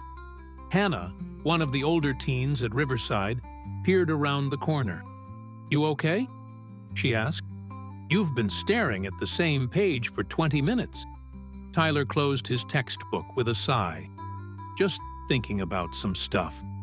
Hannah slid into the chair across from him. At 16, she'd been in the system since she was 11, and her natural wariness had been tempered by a protective streak toward the younger kids. She and Tyler had developed a friendship based on mutual understanding. They both knew what it meant to survive. "This about Mr. Strait?" she asked perceptively. "How'd you guess?" "Because you get this look on your face every time his name comes up. Like you can't decide whether to be happy or terrified." Tyler laughed despite himself. "That's pretty accurate. You want to talk about it?" Tyler hesitated, then figured Hannah might be the perfect person to discuss this with. She'd understand his hesitation in a way that adults couldn't. "He offered to become my legal guardian." Hannah's eyebrows shot up. "Whoa, that's huge." "Yeah. What did you say?" "I asked for time to think. He said, 'Take as long as I need.'" Hannah studied him carefully. "What's holding you back? What if he changes his mind? What if this is some phase, and in 6 months he realizes it's too much work? What if I mess up, and he regrets the whole thing?" The words tumbled out. All the fears he'd been holding inside. "Those are all legitimate concerns," Hannah said. "But Tyler, has he given you any reason to think he's not serious? In the 6 weeks you've known him, has he ever flaked on a commitment or made you feel like you were a burden?" Tyler thought about it honestly. "No, he's been completely reliable. He calls when he says he will. He shows up when he's supposed to. He follows through on everything. Then maybe you need to take him at his word. Look, I get it. Trusting adults is terrifying for people like us. We've been let down too many times. But at some point, you have to decide whether you're going to let fear keep you safe but alone, or take a risk on something real."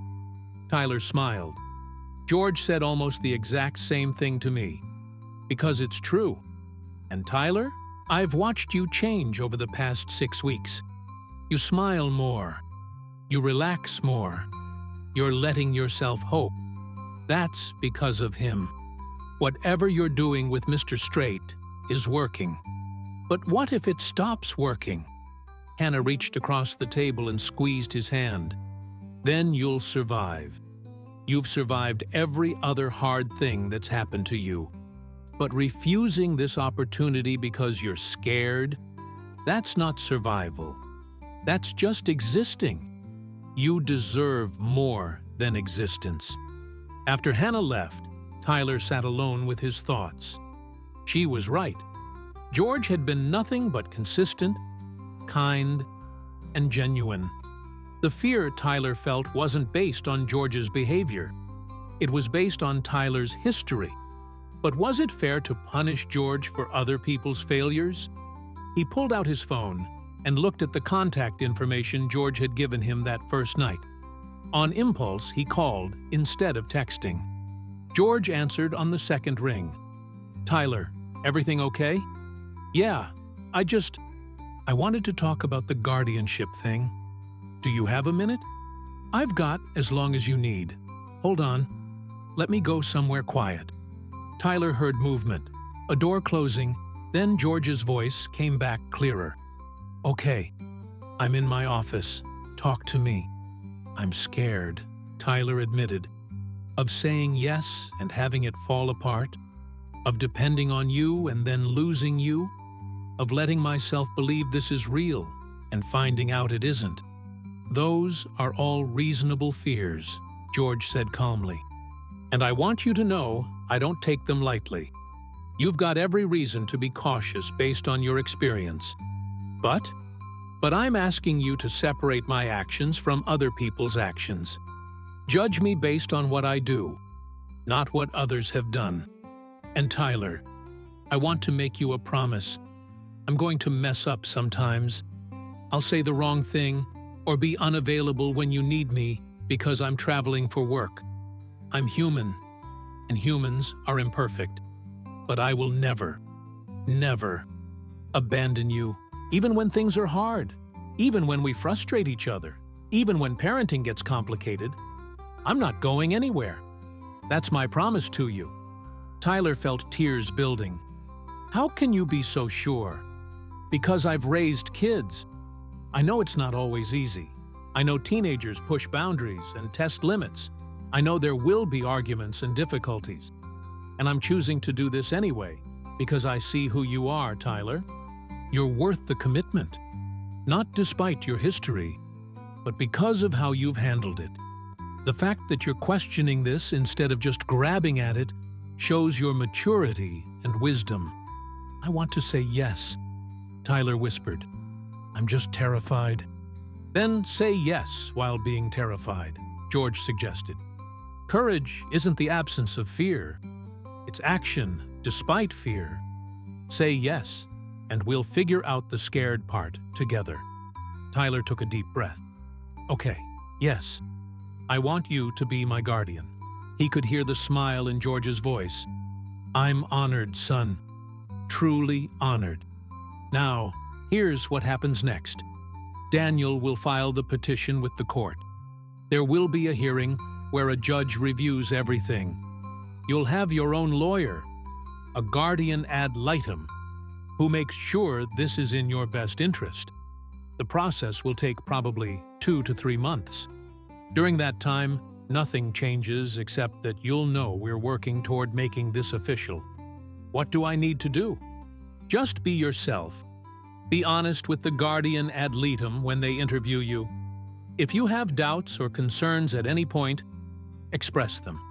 This only works if you're completely comfortable with it. They talked for another 30 minutes, George patiently answering every question Tyler could think of. By the time they hung up, Tyler felt simultaneously exhausted and energized. He'd done it. He'd said yes to the scariest, most hopeful thing he'd ever been offered. He texted Hannah. I said yes. Her response came immediately. Proud of you. You made the right choice. Tyler wanted to believe her. And for the first time, he thought maybe he could. The next few weeks passed in a blur of routine and anticipation. School continued with its usual demands. Tyler maintained his grades, mostly A's with a B in algebra, despite his best efforts. Kevin continued to look up to him like an older brother. And their Saturday visits to the ranch became a highlight for both of them. But underneath the normal rhythm of life, the guardianship process moved forward. Daniel Walsh filed the petition. The court assigned a guardian ad litem, a woman named Rachel Chen, no relation to Mrs. Chen from the library, who specialized in representing children's interests in custody cases. Rachel met with Tyler 3 times. She asked thorough questions about his relationship with George, his life at Riverside, his hopes for the future, and whether he felt pressured or coerced in any way. Tyler answered honestly, explaining both his excitement and his fears. Mr. Strait seems genuinely committed to you, Rachel observed during their 3rd meeting. But I have to ask, do you understand that this doesn't make you his son? He has biological children and grandchildren. You'll be his ward, his legal responsibility, but not his heir in the traditional sense. I understand that, Tyler said. And I'm okay with it. I'm not looking for money or inheritance. I'm looking for stability, guidance, and someone who cares whether I succeed or fail. George offers all of that. Rachel nodded approvingly. That's a mature perspective. Most teenagers wouldn't make that distinction so clearly. The hearing was scheduled for mid-November, and as the date approached, Tyler found himself getting increasingly nervous. Mrs. Wright assured him it was routine, that everything looked good, that he had nothing to worry about. But Tyler couldn't shake the feeling that something would go wrong, that at the last minute the court would deny the petition or George would realize this was a mistake. 2 days before the hearing, George invited Tyler to the ranch for a private conversation. Norma greeted Tyler with a hug, then tactfully disappeared to give them space. They sat on the porch, the November air cool but pleasant. George handed Tyler a mug of hot chocolate and settled into his rocking chair with a satisfied sigh. "Big day coming up," George said. "How are you feeling?" "Nervous," Tyler admitted. "What if the judge says no? Then we'll appeal and try again." "But Tyler, Daniel says the petition is strong." Rachel's report was overwhelmingly positive. "Your caseworker fully supports this. All the indicators point to approval. But it could still go wrong." "It could," George acknowledged. "Life doesn't come with guarantees. But worrying about worst-case scenarios doesn't prevent them. It just steals your joy from the present moment." They sat in silence for a while, watching the sun sink lower. Finally, George spoke again. "I want to tell you something, and I want you to really hear me. Even if the court says no, even if for some legal reason this doesn't work out, I'm still here. The guardianship is a formality that makes certain things easier, but it doesn't define our relationship. With or without that piece of paper, you're part of my life now. You have a place at this ranch, in this family, and in my heart. Nothing changes that." Tyler's eyes filled with tears. "You mean that?" "I mean that with everything in me. You're not a project or a charity case to me, Tyler. You're a young man I've come to care about deeply.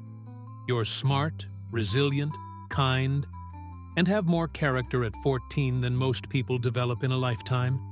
I'm proud to know you, and I'm privileged to walk alongside you as you build your future."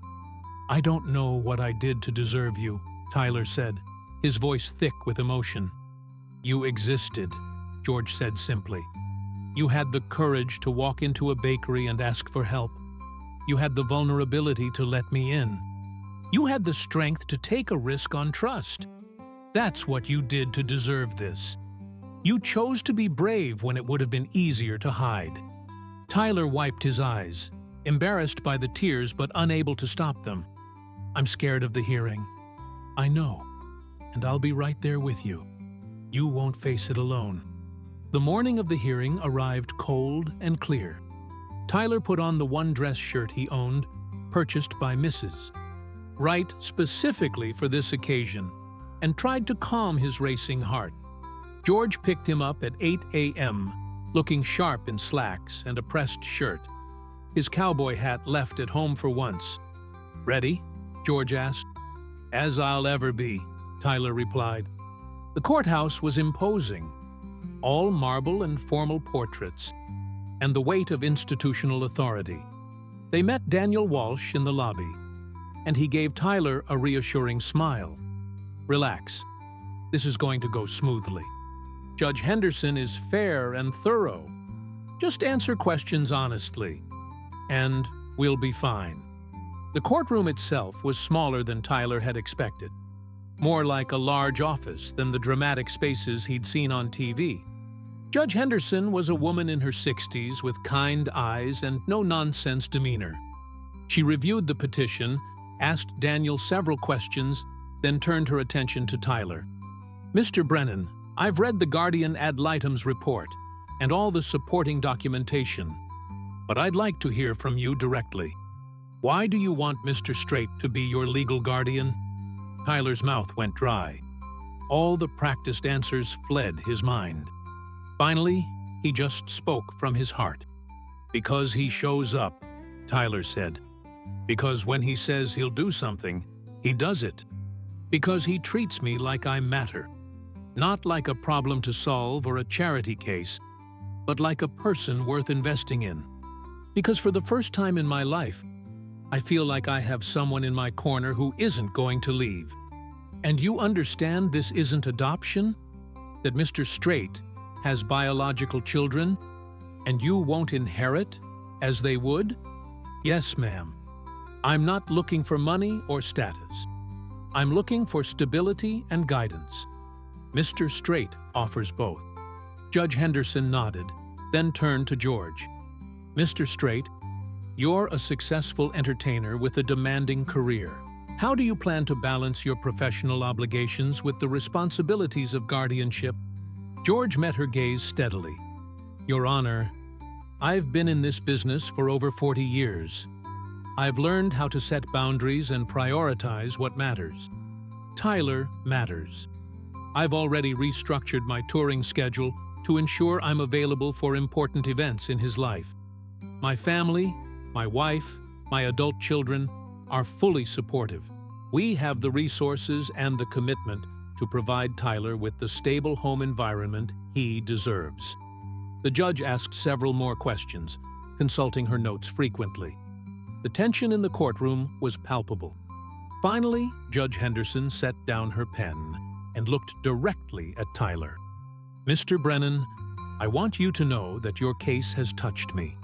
The trajectory of your life, the losses you've endured, the resilience you've shown, the maturity you've demonstrated, all of it speaks to an exceptional young man. Mr. Strait, your willingness to step up and provide support to a teenager you have no biological connection to demonstrates the kind of character our society needs more of. She paused, and Tyler's heart nearly stopped. It is the finding of this court that guardianship is in Tyler Brennan's best interest. The petition is granted. Mr. Strait, you are hereby appointed legal guardian of Tyler Brennan, with all rights and responsibilities that entails. Congratulations to you both. The gavel came down with a definitive crack, and Tyler felt like the air had been knocked out of him. It was real. Actually, officially real. George was his guardian. George pulled him into a tight hug right there in the courtroom, and Tyler didn't even try to hold back his tears. Daniel was grinning, and even Judge Henderson looked pleased as she gathered her papers. This is what the system is supposed to do, she said before leaving. Connect kids with people who will champion them. I'm glad we could make this happen. Outside the courtroom, they were met by Norma, Mrs. Wright, and, to Tyler's shock, Kevin, Hannah, and several other kids from Riverside. They'd all come to celebrate, and the lobby erupted in cheers and congratulations. You did it! Kevin shouted, launching himself at Tyler. Does this mean you get to live at the ranch? George and Tyler exchanged glances.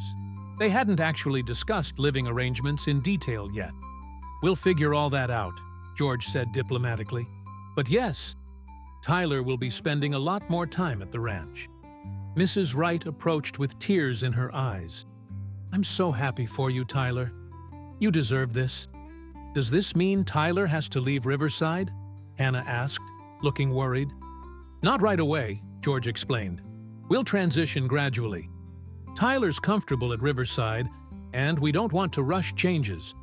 But over time, yes, he'll probably spend more time at the ranch.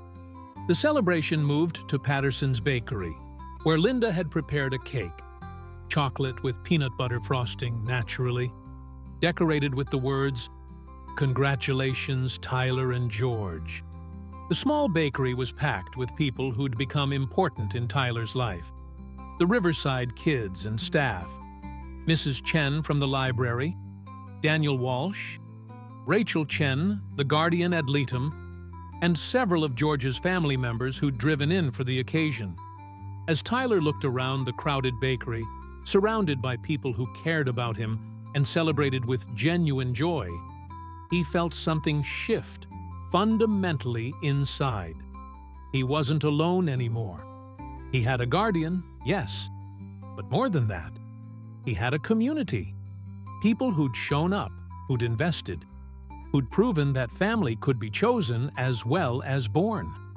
George raised a glass of lemonade to toast. To Tyler, a young man of exceptional character and limitless potential, I'm honored to be your guardian, and I'm excited to watch you build the future you deserve. To Tyler, everyone chorused, raising their glasses. Tyler couldn't speak past the lump in his throat, so he just nodded his thanks. But later, as the party wound down and he helped Linda clean up, he pulled George aside. "Thank you," he said simply, "for everything.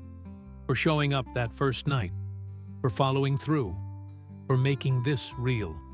"Thank you for letting me," George replied. "You took a huge risk trusting me. That couldn't have been easy." It wasn't. But Hannah was right. Some risks are worth taking. Hannah's a smart kid. We should probably figure out how to help her too. Tyler's eyes widened. "Really? Really? You and me? We're going to figure out how to make a difference, not just in your life, but in the whole system. Sound good?" "Sounds perfect," Tyler agreed. As they drove back to Riverside that evening, Tyler would officially move his things to the ranch the following weekend. Tyler reflected on the journey from asking for expired cake to becoming George Strait's legal ward. It had been less than 3 months, but his entire world had transformed. He pulled out his phone and texted Kevin, who'd fallen asleep in the back seat. "Thanks for being there today." Then he texted Hannah. "You were right. The risk was worth it." Finally, he texted Mrs. Chen. "I wanted you to know. I'm going to college. Someone believed in me enough to make it possible." Her response came quickly. "I always knew you would. Proud of you, Tyler." That night, lying in his narrow bed at Riverside for one of the last times, Tyler allowed himself to feel the full weight of what had happened. He had a guardian, a family, a future. The expired cake he'd asked for had transformed into something he couldn't have imagined. A birthday cake with his name on it. Yes, but also a life with his name on it. A life that was his to build, with people who cared supporting him every step of the way. Tomorrow would bring new challenges and adjustments. But tonight, Tyler Brennan, former orphan, current ward of George Strait, future college student, fell asleep smiling, finally believing that maybe, just maybe, everything was going to be okay. 6 months had passed since the guardianship hearing, and Tyler's life had transformed in ways both dramatic and subtle. He'd officially moved to the ranch in January, spending weekdays there and weekends sometimes returning to Riverside to mentor Kevin and the other younger kids. His small bedroom at George and Norma's house had become a true sanctuary, decorated with posters Tyler had chosen, filled with books from Mrs. Chen, and featuring a desk where he did homework without the constant noise and interruption of group home life. Now, in early May, Tyler sat on the porch of the ranch, watching the sun rise over the pastures. He'd developed this morning ritual, waking early, making coffee the way George had taught him, and spending 30 minutes in quiet reflection before the day began in earnest. It was a luxury he'd never imagined having. Time and space to simply be. "You're up early," George said, emerging from the house with his own mug of coffee. "Big day today." Tyler grinned. "The biggest?" Today was the spring showcase at Tyler's high school, where students presented projects they'd worked on all semester. Tyler had chosen to create a documentary about the foster care system in Texas, interviewing kids at Riverside, caseworkers, and even Judge Henderson, who'd been surprisingly willing to participate. The project had consumed him for months, but it had also given him purpose, a way to use his own experience to educate others. But the showcase wasn't the only big thing happening today. George had a surprise planned, though he'd been maddeningly vague about details. "Nervous about your presentation?" George asked, settling into his rocking chair. A little, but mostly excited. I think people need to see what life is really like for foster kids. All the statistics and policy debates miss the human element. You've done something powerful with this project, Tyler. I watched the rough cut you showed me last week. It's honest and moving without being manipulative. That's a hard balance to strike. Tyler felt a surge of pride at the praise. Over the past 6 months, George's opinion had become increasingly important to him. Not because Tyler sought approval desperately, but because George's feedback was always thoughtful and genuine. He didn't offer false praise, which made his compliments all the more meaningful. I couldn't have done it without your help, Tyler said. The camera equipment you bought, the editing software, the time you spent teaching me how to frame interviews, that was all you, George interrupted gently. I provided tools. You provided the vision and the work ethic. Don't diminish your own accomplishment. They sat in comfortable silence, watching the ranch wake up around them. Scout and Buck wandered over for morning pets. Horses moved in their pastures. The world felt peaceful and full of possibility. So are you going to tell me about this surprise? Tyler asked. Nope. You'll find out after your presentation. But I will say this. It involves some people who've been important to your journey and a conversation about your future that I think you're ready for. Tyler's curiosity was piqued, but he knew George well enough by now to know that pressing wouldn't yield results. The man was stubborn when he wanted to be. They drove to school together, George having cleared his schedule to attend the showcase. Tyler had worried that George's presence would be a distraction, students and teachers gawking at the celebrity in their midst. But George had a way of making himself approachable and normal despite his fame. He wore simple clothes, smiled at everyone, and treated Tyler's classmates with genuine interest. The showcase was held in the school gymnasium, with tables set up for different projects. Tyler's documentary was screened in the auditorium on a rolling schedule, with Q&A sessions afterward. The first screening was at 9 a.m., and Tyler was shocked to see how many people attended. Students, teachers, parents, and to his surprise, Mrs. Wright, Kevin, Hannah, and several other Riverside kids. The documentary opened with Tyler's own story, narrated in his voice over footage of Riverside and other foster homes. It moved through interviews with kids of various ages, each sharing their experiences with raw honesty. Judge Henderson discussed the legal challenges. Caseworkers explained the systemic problems: too many kids, too few resources, burnout among foster parents. But the documentary didn't end with despair. Instead, Tyler had chosen to focus on resilience and hope. He showed Kevin's transformation over the months of knowing George. He included footage of the renovated study room at Riverside. He interviewed Linda Patterson, who talked about how one act of kindness, Tyler asking for expired food, had rippled outward to change her own life and business. The documentary concluded with Tyler speaking directly to the camera. I used to think being a foster kid meant being nobody. No family, no future, no value. But I was wrong. Every kid has value. Every kid deserves opportunity. And it only takes one person, one act of genuine care, to change a trajectory. Someone showed up for me. Now I'm asking you, who will you show up for? When the lights came up, the auditorium was silent for a long moment. Then applause erupted. Not polite recognition, but genuine, moved appreciation. Tyler saw Mrs. Wright wiping tears. Kevin was clapping so hard his hands must have hurt. And George, sitting in the back row, looked at Tyler with unmistakable pride. The Q&A session was intense.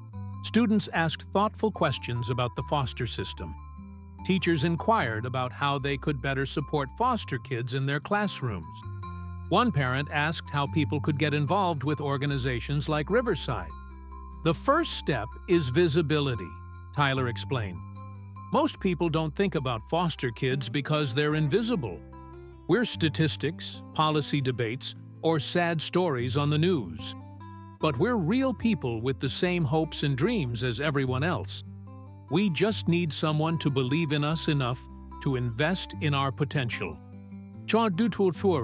After the screening, Tyler's classmates crowded around, offering congratulations and asking more questions. His English teacher, Mr. Davis, pulled him aside. "Tyler, that was extraordinary. Have you thought about submitting it to film festivals? There's a student documentary competition I think you'd be competitive in." "Really?" Tyler asked, surprised. "Really? I'll send you the information. With your permission, I'd also like to show this to other classes. It's the kind of project that could actually change perspectives and inspire action." As the morning progressed and Tyler did 2 more screenings, he felt a growing sense of accomplishment. He'd taken his pain, his experience, his questions about worth and belonging, and transformed them into something that might help others. That felt meaningful in a way he couldn't fully articulate. At noon, George found him between screenings. "Your presentation is phenomenal. But now, it's time for that surprise I mentioned. Can you take a break?" Tyler followed George out to the parking lot, where a small group had gathered. Norma, Linda Patterson, Mrs. Wright, Daniel Walsh, and, to Tyler's shock, Rachel Chen from the Guardian ad litem's office. "What's going on?" Tyler asked, confused. "Get in the truck," George said with a mysterious smile. "We're taking a short drive." 10 minutes later, they pulled up to a building Tyler had passed hundreds of times, but never paid much attention to. A modest single-story structure with a sign reading, "Texas Youth Advocacy Center." "What is this place?" Tyler asked as they all filed inside. "It's about to be something new," George said. "Come on." The building's interior was clearly under renovation. Fresh paint, new flooring, construction materials stacked in corners. But Tyler could see it was taking shape as some kind of community center, with rooms labeled for different purposes: tutoring, counseling, computer lab, art studio, recreation room.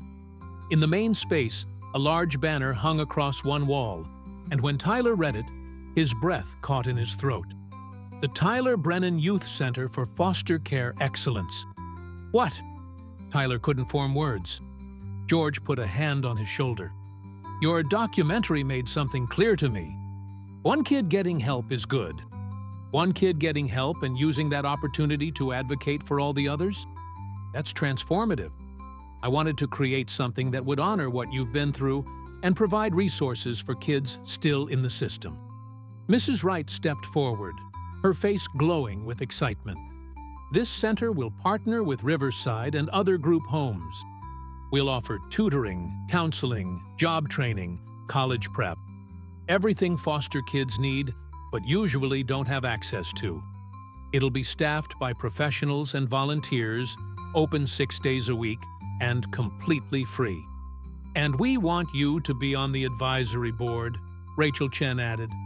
"Your perspective is invaluable. Who better to guide a center for foster youth than someone who's lived that experience?" Tyler looked around at all the faces. These people who'd believed in him, invested in him, and now wanted to multiply that investment across hundreds of other kids. "I don't understand," he said. "Why name it after me?" "Because your story needs to be told," George said simply. "Because kids coming through that door need to see that someone who started where they are ended up with a future. Your name on this center is a promise that change is possible, that people care, that they're not forgotten." Tyler felt overwhelmed with emotion. "This is too much. I don't deserve—" "Stop," Norma interrupted gently. "You need to learn to accept recognition for your impact, Tyler. You asked for expired food and ended up inspiring a movement. That matters. Let it matter." Linda stepped forward with a folder. I've got some documents for you to sign. Nothing legal, just promotional materials.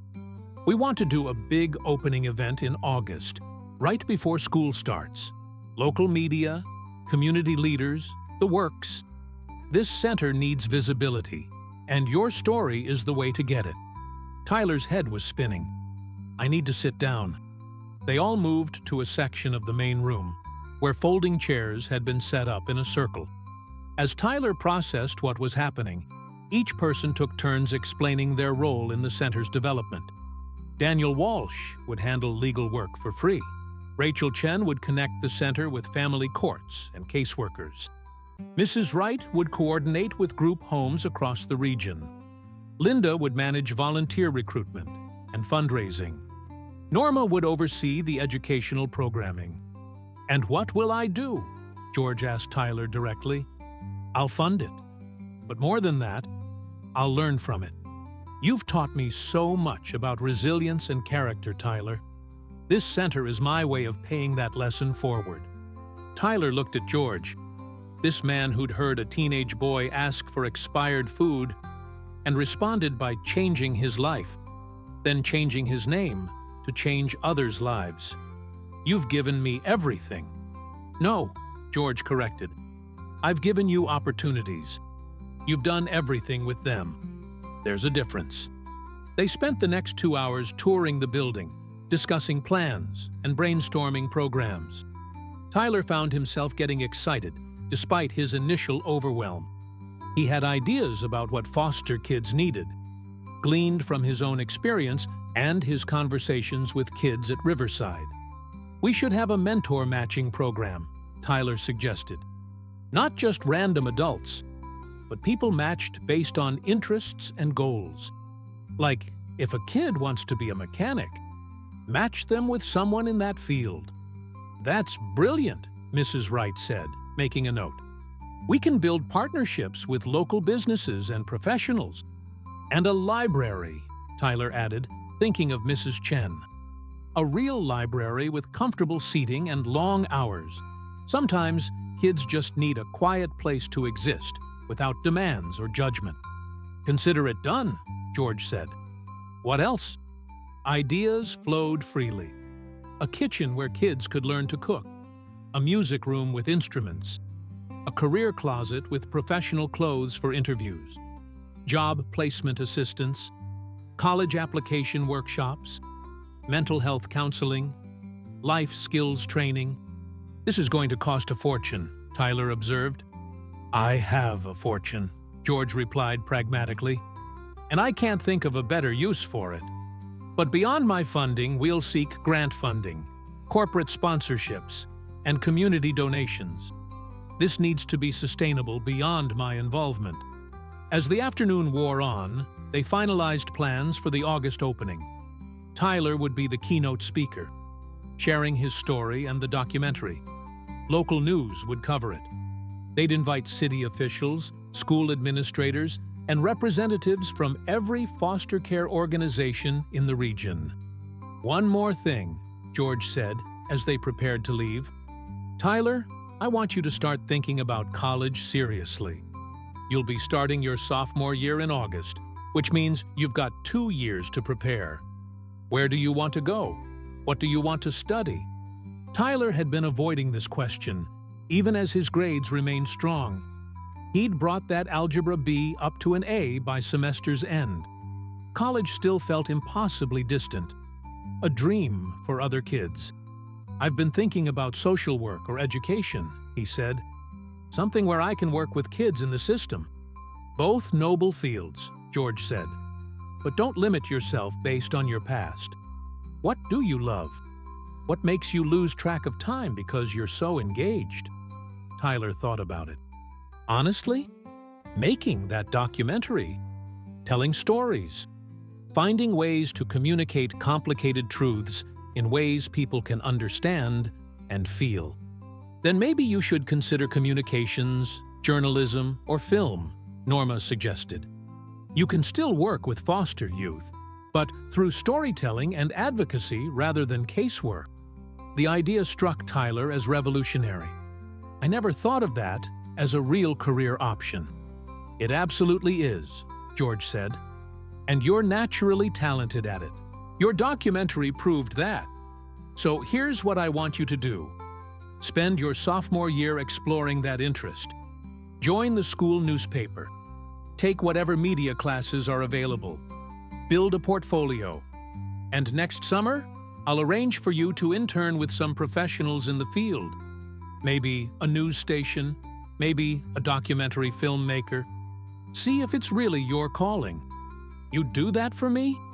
Tyler, I'd do anything for you. You're my son in every way that matters.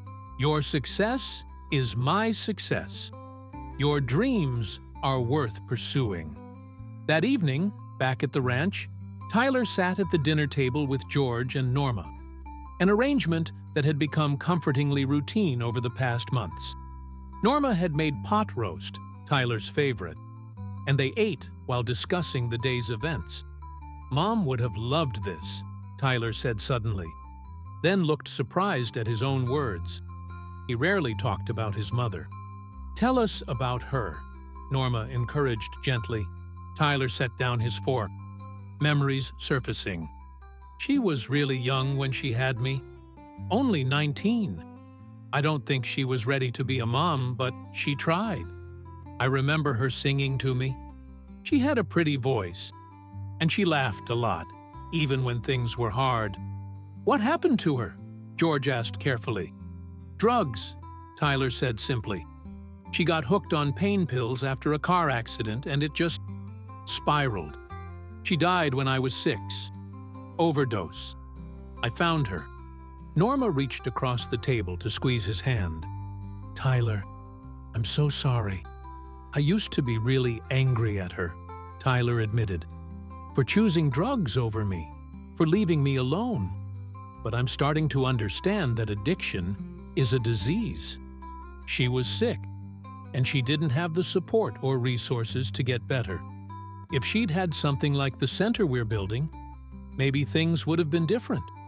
"Maybe they would have," George agreed. "And that's exactly why the center matters. It's not just about helping kids. It's about breaking cycles, providing the support that prevents the next generation from facing the same struggles." Tyler nodded, feeling a sense of peace about his mother's memory that he hadn't experienced before. "I think she'd be proud of me, of how I turned out despite everything." "She would absolutely be proud," Norma said firmly. "And Tyler, you should be proud of yourself too. You've taken pain and transformed it into purpose. That's extraordinary." Later that night, Tyler sat at his desk working on homework, but kept getting distracted by his thoughts. So much had changed in 8 months. Last September, he'd been a forgotten kid asking for expired food, certain his life would follow the predictable trajectory of most foster youth, aging out with no support, struggling to survive, maybe ending up homeless or worse. Now, he was a sophomore with straight A's, a legal guardian who loved him unconditionally, a center bearing his name that would help thousands of kids, and a future that felt limitless rather than predetermined. He pulled out his journal. He'd filled 3 notebooks since that first night at Patterson's Bakery, and began to write. "Dear Mom, I wish you could see me now. I wish you could meet George and Norma and know that I'm okay. I wish I could tell you that I understand now, that you weren't a bad mother, just a sick one who didn't have help. I'm building something that might have saved you, a center where people can get support before things fall apart, where kids like me won't slip through the cracks, where addiction and trauma are treated instead of punished. I asked for expired food 8 months ago, and a stranger responded with kindness that changed my life. I'm going to spend the rest of my life being that kind of stranger for other people. That's my promise to you, that your death won't be meaningless, that the pain you endured and that I endured will be transformed into something that prevents other families from breaking apart. I love you, Mom. I forgive you. And I hope wherever you are, you know that I'm going to be okay. More than okay. I'm going to thrive. Love, Tyler. He closed the journal and wiped his eyes. Then he picked up his phone and texted George, who was probably already asleep. Thank you for showing up for me. Thank you for everything. George's response came immediately. Thank you for letting me. Sleep well, son. Love you. Love you. George said it often now, and Tyler was finally able to say it back without fear. Love you too. The Tyler Brennan Youth Center for Foster Care Excellence was packed with people.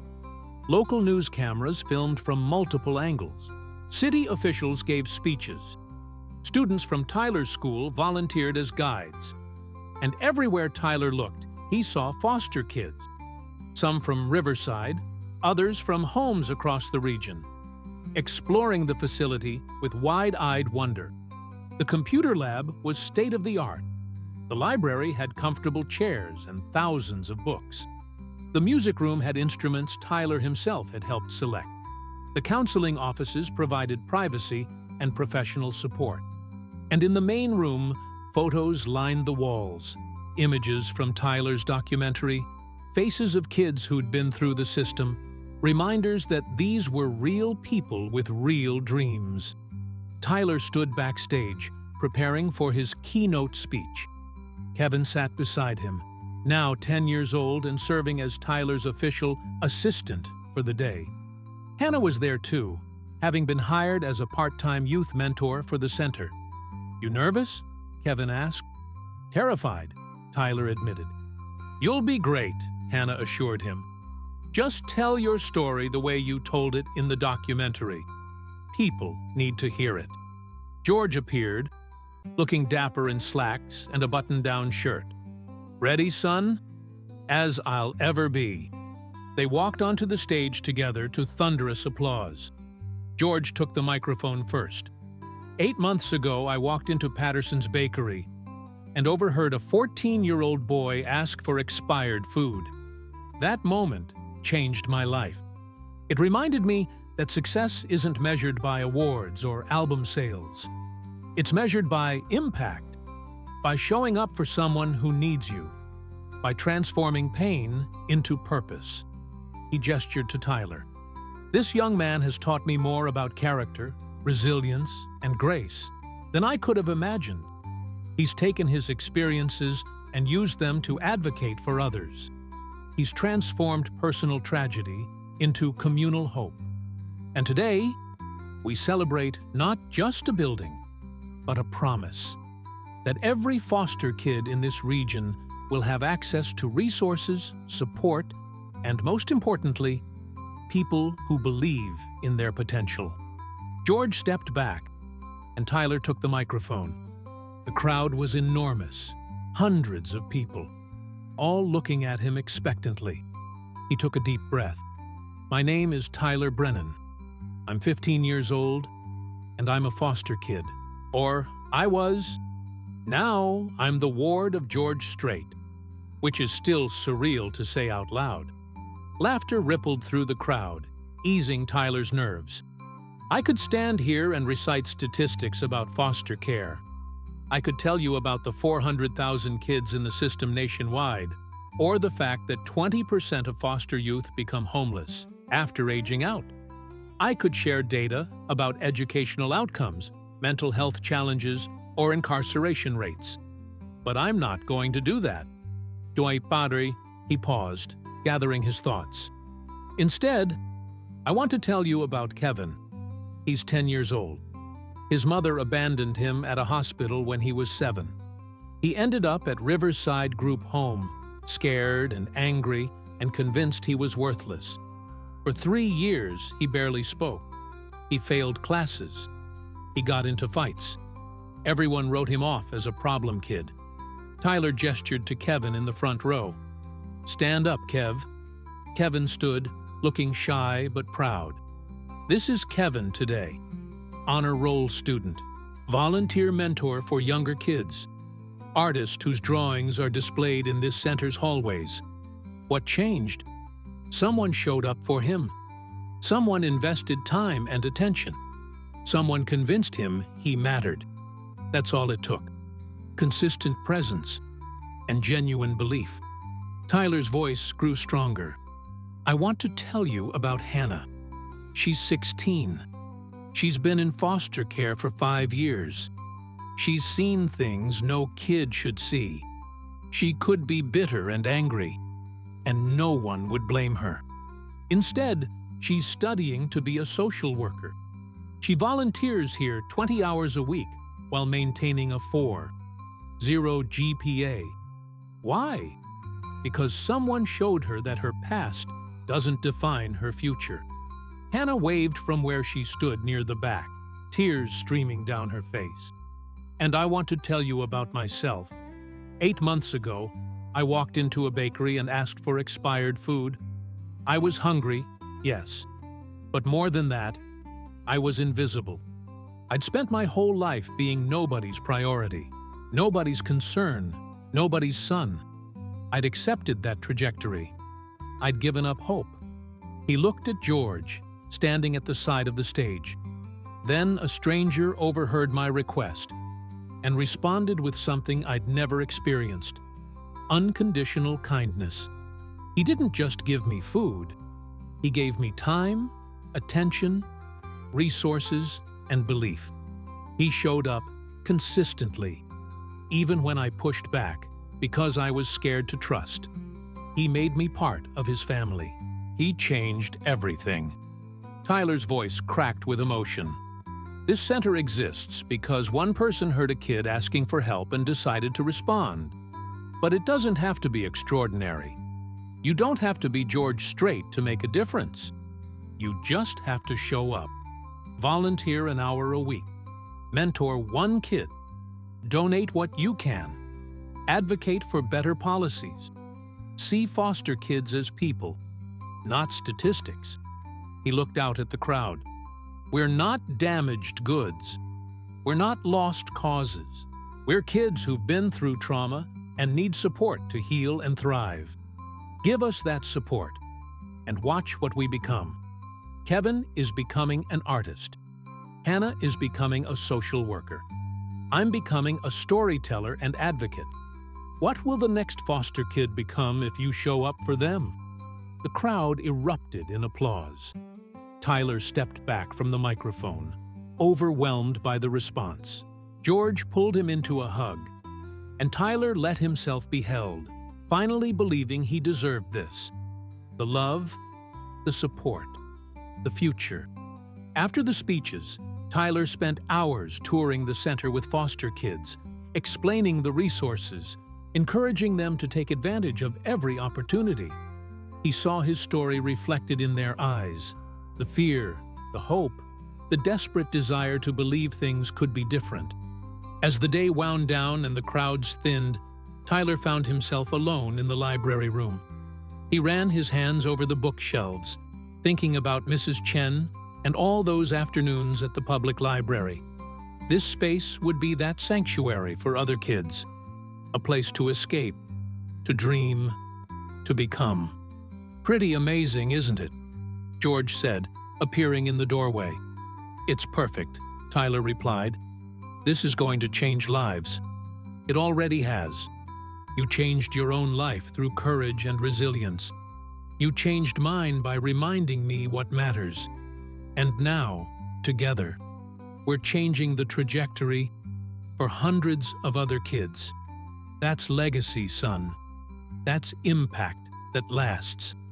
They stood together in comfortable silence, watching through the windows as families explored the grounds outside. Tyler thought about the journey from that first night at the bakery to this moment. 8 months that felt like a lifetime. 8 months that had transformed everything. George, Tyler said quietly. Yeah? I used to dream about having a dad. Someone who'd show up to school events and teach me things and be proud of me. I thought it was impossible. Just a fantasy for other kids. And now? Now I know it wasn't impossible. I just had to be patient enough for the right person to find me. Tyler looked at George with pure affection. Thank you for being that person. Thank you for being my dad, even if it's not official in the biological sense. George's eyes grew misty. Being your father is the greatest honor of my life, Tyler. Biology has nothing to do with it. You're my son, and I couldn't be prouder of the young man you're becoming. As the sun set over San Antonio, casting golden light through the windows of the Tyler Brennan Youth Center, father and son stood together, connected not by blood, but by something stronger: choice, commitment, and love that had transformed both their lives. Tyler Brennan had asked for expired food. George Strait had responded with an impressive attitude, one of compassion, action, and unwavering belief. And together, they'd proven that one act of kindness, one moment of genuine care, could ripple outward to change not just individual lives, but entire communities. The expired cake that was never made had become something far more valuable: a center of hope, a foundation of family, and a future filled with possibility. For Tyler, for Kevin, for Hannah, and for every foster kid who would walk through those doors seeking help and finding instead a promise. You matter. You're worth investing in, and someone will show up for you. That promise, more than any building or program, was the true legacy of that September night when a hungry teenager asked for scraps, and a country music legend saw an opportunity to make a difference. The story didn't end with Tyler's transformation. It was just beginning, spreading outward like ripples on water, touching lives in ways both would spend years discovering. And somewhere, Tyler's mother's memory was honored not through mourning, but through purpose. Her son taking the pain she'd left behind and transforming it into hope for others. That was the real impressive attitude. Choosing love over bitterness, action over despair, and believing that even the most broken stories could have beautiful endings.